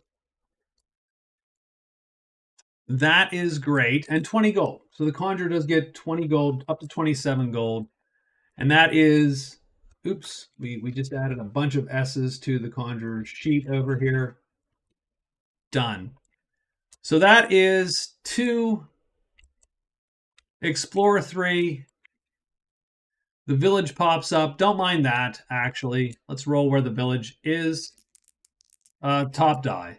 5, no good. Well, we'll do 3 then. We'll do the first die that doesn't suck. We'll put that there. Where is the village? Village is up here in 3. So 1, 2, explore 3, 4, done. Now it's the druid's turn. So the druid still trying to get those caves, and then is gonna have to find a serpent. The caves are easy. 1. Has anybody been in those caves before? Yes, someone has been in those caves. The druid scores the caves. So copy, paste, flip, done. And that's 1 move. In 1 move, the druid has scored those caves. And so also looking for a win in 1 box is the druid. The problem is, where the hell do you find a damn treant or a serpent? So we need to figure that out. We need treant or serpent.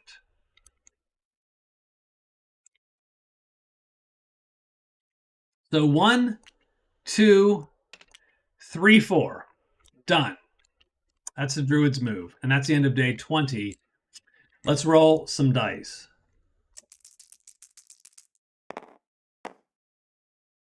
Monsters return. Now this monster does not return. Monster goes here. We are looking for, well, these monsters do return, so we'll put them in the kobold bucket there. Hold on 1 second. Thinking you want to play a new COH villain and do some villain arcs. I mean, maybe. Good question there. I mean, we got a whole. I still have 30 levels to get through, unfortunately, to get Storm Sal up and running. So, but yes, no orcs. I haven't done villain side in years, to be honest, Raven. Like, literally years. Wow, I like that tequila. That's not bad tequila. I think we are good for day 20. I don't think we're fighting this guy. There's no reason to fight it. And it's only just adding danger to fight that dragon.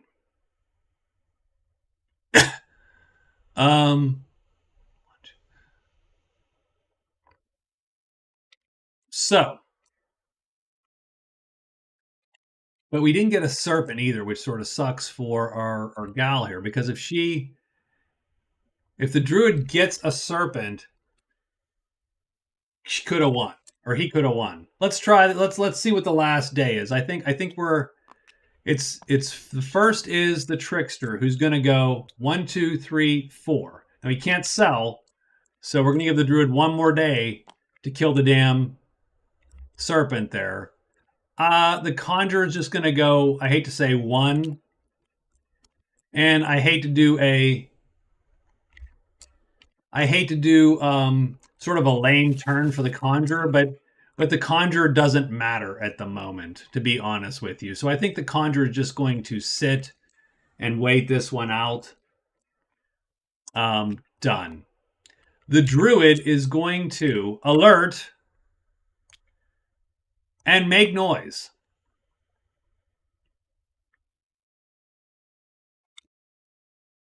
right? Got to alert and got to make noise, because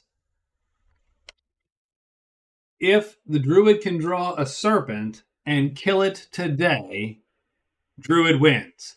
If not, day 21, the trickster is going to win by selling the icon of the dragon for $32. So, end of the day, let's roll monsters, and we're looking for carrion. Nope, we're looking for swamp and not carrion, actually. So nothing. But oh, that's a good question. Oh Lord. Okay. I might have to retcon that. I might retcon that for the trickster, because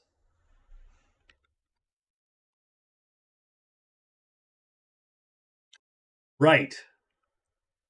Yeah, we're gonna have to retcon this. The trickster has to be here and has to be snuck.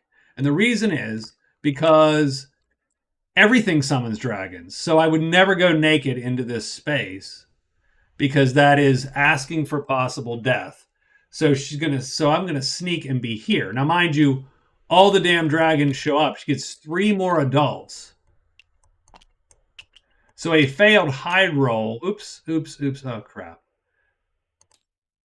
A failed hide roll is a disaster. But a non-failed hide roll is a victory. So we're still down to that.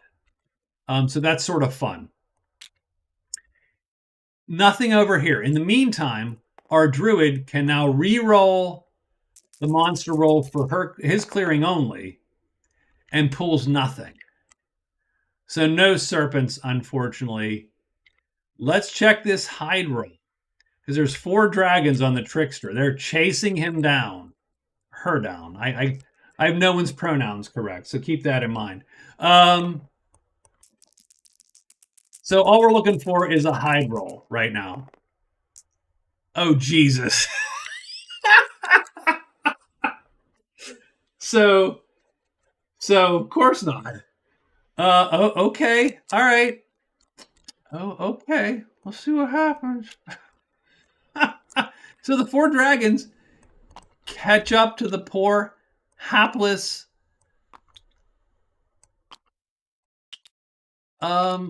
trickster before, like, just out of sight of just out of sight. Okay? And we're not hidden.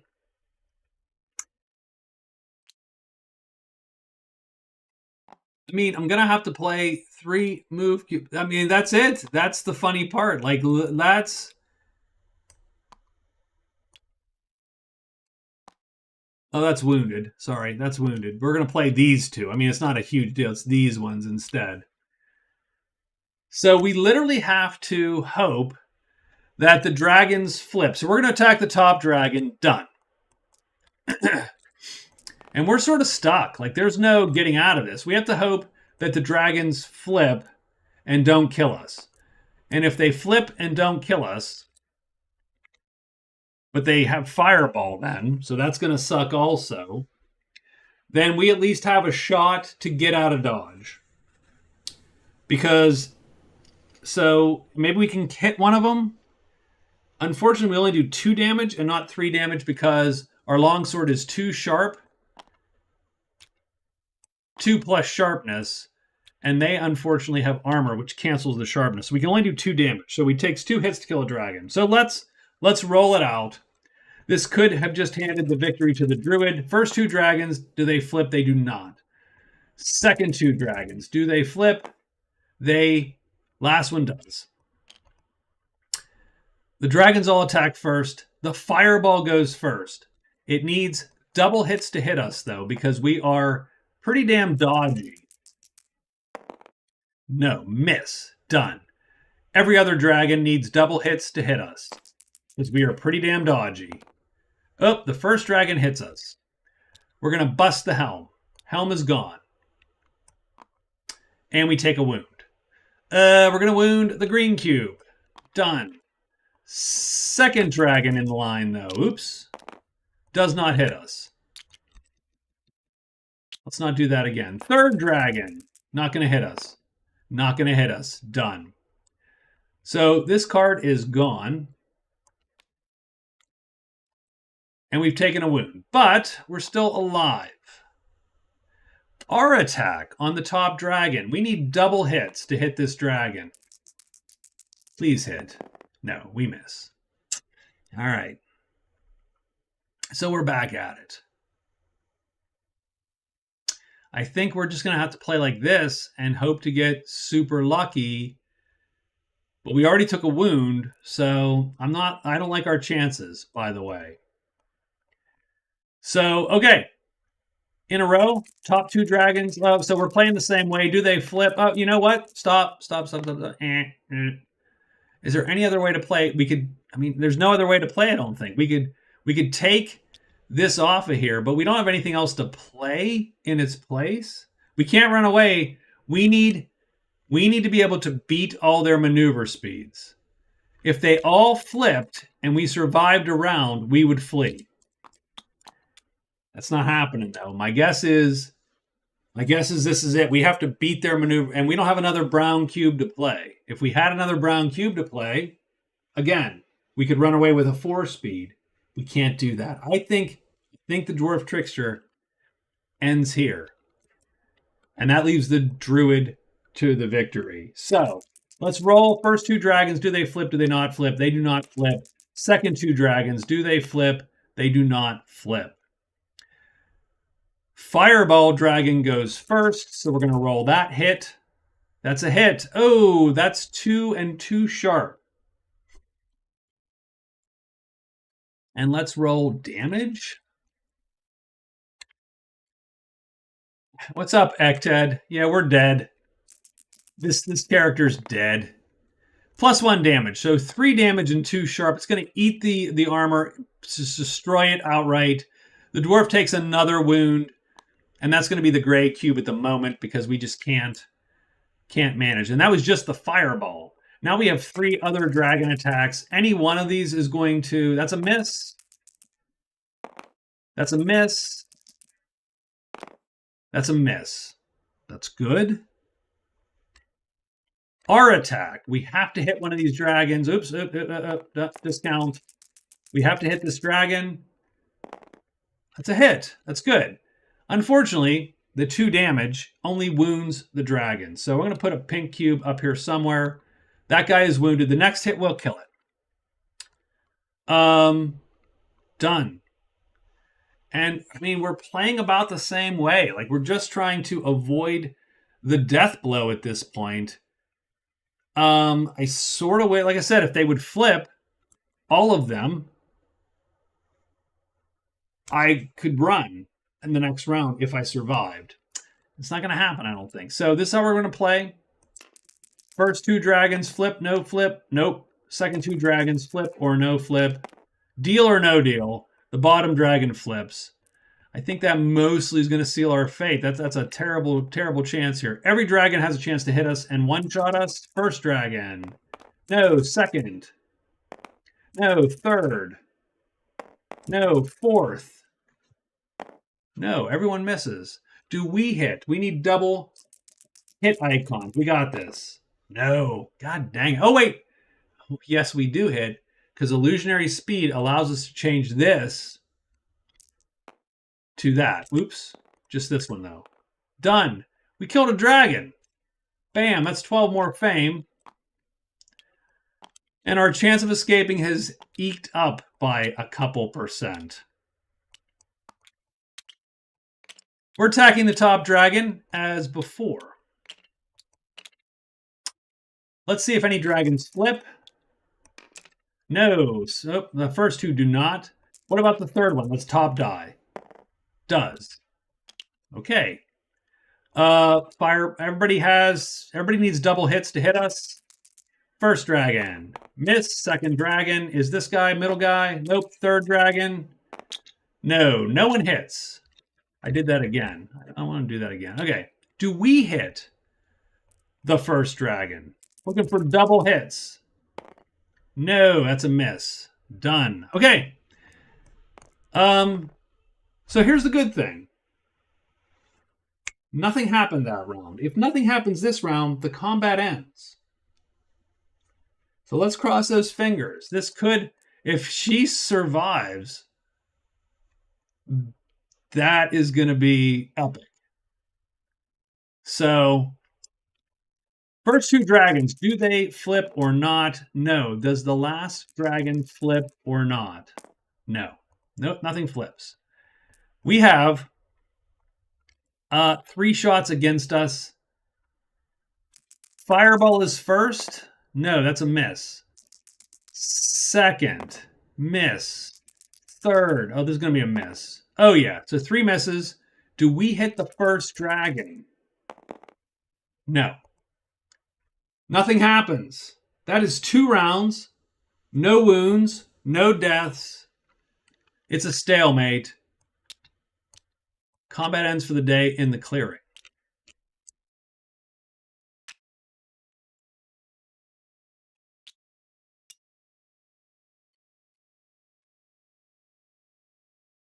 Okay. Now, the thing is, the druid's going to go first. The druid is going to make noise. That's not going to matter. The trickster's going to come in, walk away from this fight, do a trade phase at the artificer. Going to sell the icon of the dragon and the spell book just for good measure. That's $40. So the trickster has $47.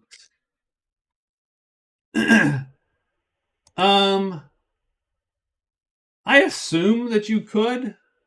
That's an interesting question, but I suppose that might make sense. But I mean, you sort of play ahead of time, right? I don't know if that's a good question. But we're going to sell the icon of the dragon and all the other treasures to the artificer. That gives us $40. That doesn't actually matter. What that actually gives us and what we are interested in is we have sold $30 of gold in 1 treasure in 1 action. That gives us 5 across. That's bingo. The dwarf trickster wins in a strangely close game. Let's roll real quick for monsters to see if the druid might have pulled. Remember, she gets 2 shots at this. Nope, that one wouldn't have pulled. Oops, I rolled both of these. That one wouldn't have pulled either. Done.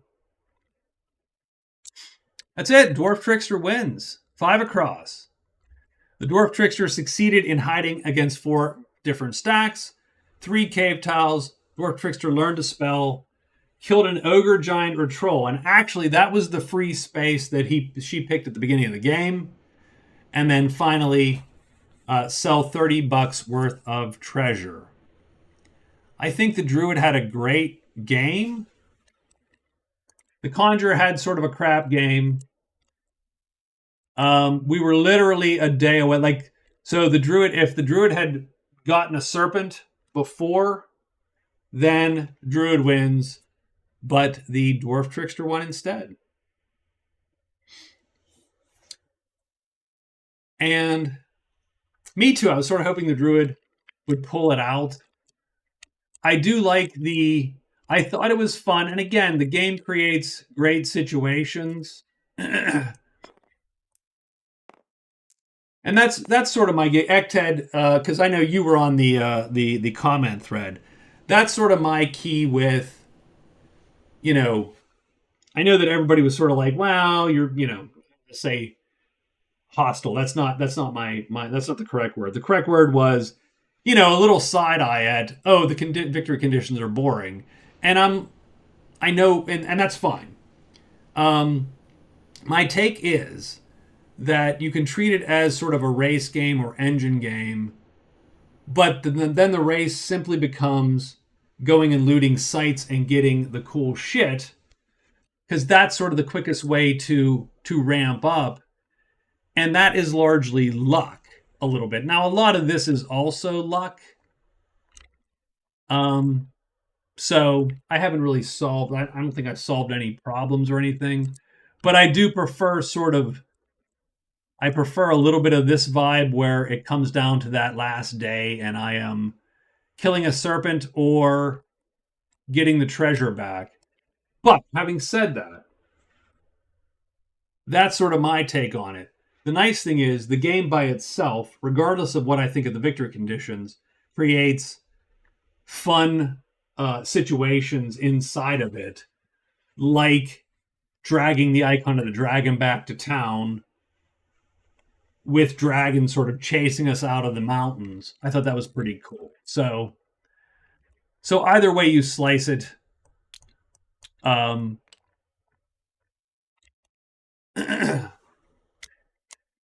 either playing as a emergent story generator, looter shooter, or as some goofy objective, you know, task based game. It was a great time. So yeah, I think of the characters,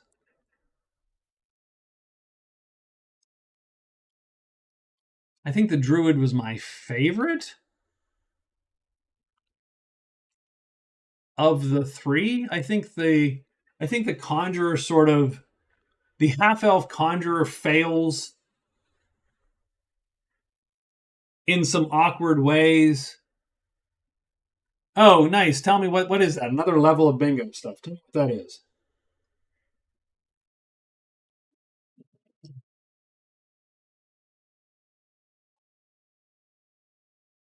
Yeah, I think the conjurer just suffers from not enough moves. Um, and since you're not actually attacking most of the time,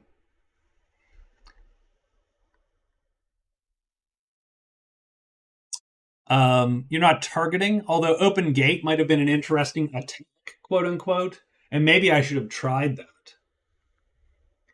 Just literally, poof, you're gone. You know, some of the cards have rewards, but they have to be unlocked by marking two adjacent cards. Oh, what does that mean? Some of the cards have rewards. Oh, I see. So you mean that one of these spaces could have a reward value, but you don't get it unless you get two adjacent ones in also. I mean, huh. Okay, that could be fun, actually. That could be fun. The one thing I like about the Magic Realm variant is that it does some of that, right? The Magic Realm variant, the questing the realm, it's not just gold and or fame and or notoriety. You are getting something. Oh, you did the sacrifice quest. You get a copy of one of your chits. Now that totally opens up a whole characters.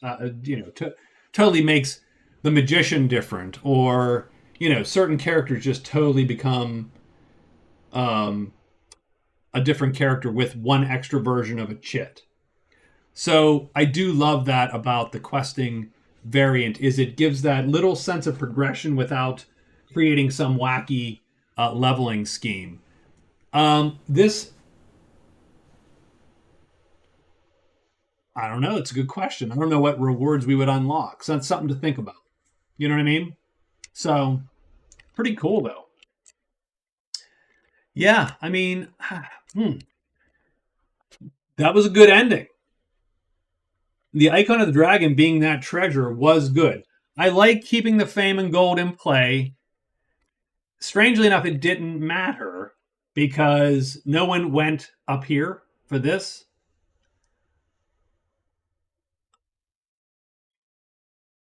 But I mean, had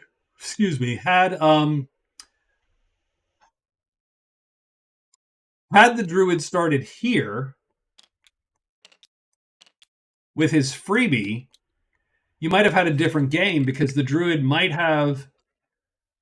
um, might have been able to stick close and just try to loot the grotto, say for you know what I mean. Like it might have been an easier gig for the druid to have found $50 than it is to kill a treant or a serpent. one of the issues with these, as East was talking about before, is these are not easy. They're hard to come about because you have to be in the right place, and it has to happen. Now you can make noise, so you have a little bit of advantage and a little bit of control, and I like that with Dragons Down. That sort of helps a bit. It's, and like I said, in Magic Realm you don't. But what I've done is the day 7, you have 2 monsters appear instead of 1, and so you can manipulate the game a little bit like that.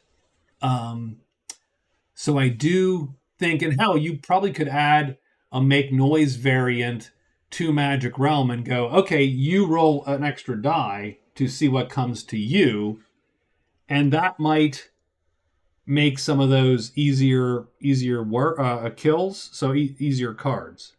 So interesting. I had a good time. That was good. That was a good game. Exciting. Didn't lag. Only 20 turns, but I don't think that's a bad length for a stream. So, all right, guys. It is nearly 1. Ected, throw me your ideas when you got them. I would love to stay and hang out and chat, but I am going to instead get to bed and rest my voice, because my voice has not been the same since December when I came down with COVID. So I always sort of, gums up a little bit. And since I have my tabletop game tomorrow, I am also going to be talking for 4 hours straight tomorrow. So I'm going to take off and rest it. Ected, thank you. Raven Rock, thanks for hanging out. JJ, good to see you. Have a good time skiing. Scott, thanks for the great game and the rules clarifications, and thanks for stopping by. And don't listen to me about the victory conditions. I'm an idiot. And that's it. Have a good night, everybody. I will see you later. And we're going to be playing a little bit of Dragon's Dogma. I might shelve Outer Worlds because no one gives a shit. Frankly, no one's watching it. I'm not even watching it. And Nightingale's coming out in a week or 2 or something. So that's it. I'll see you, if not Sunday, then Monday for sure.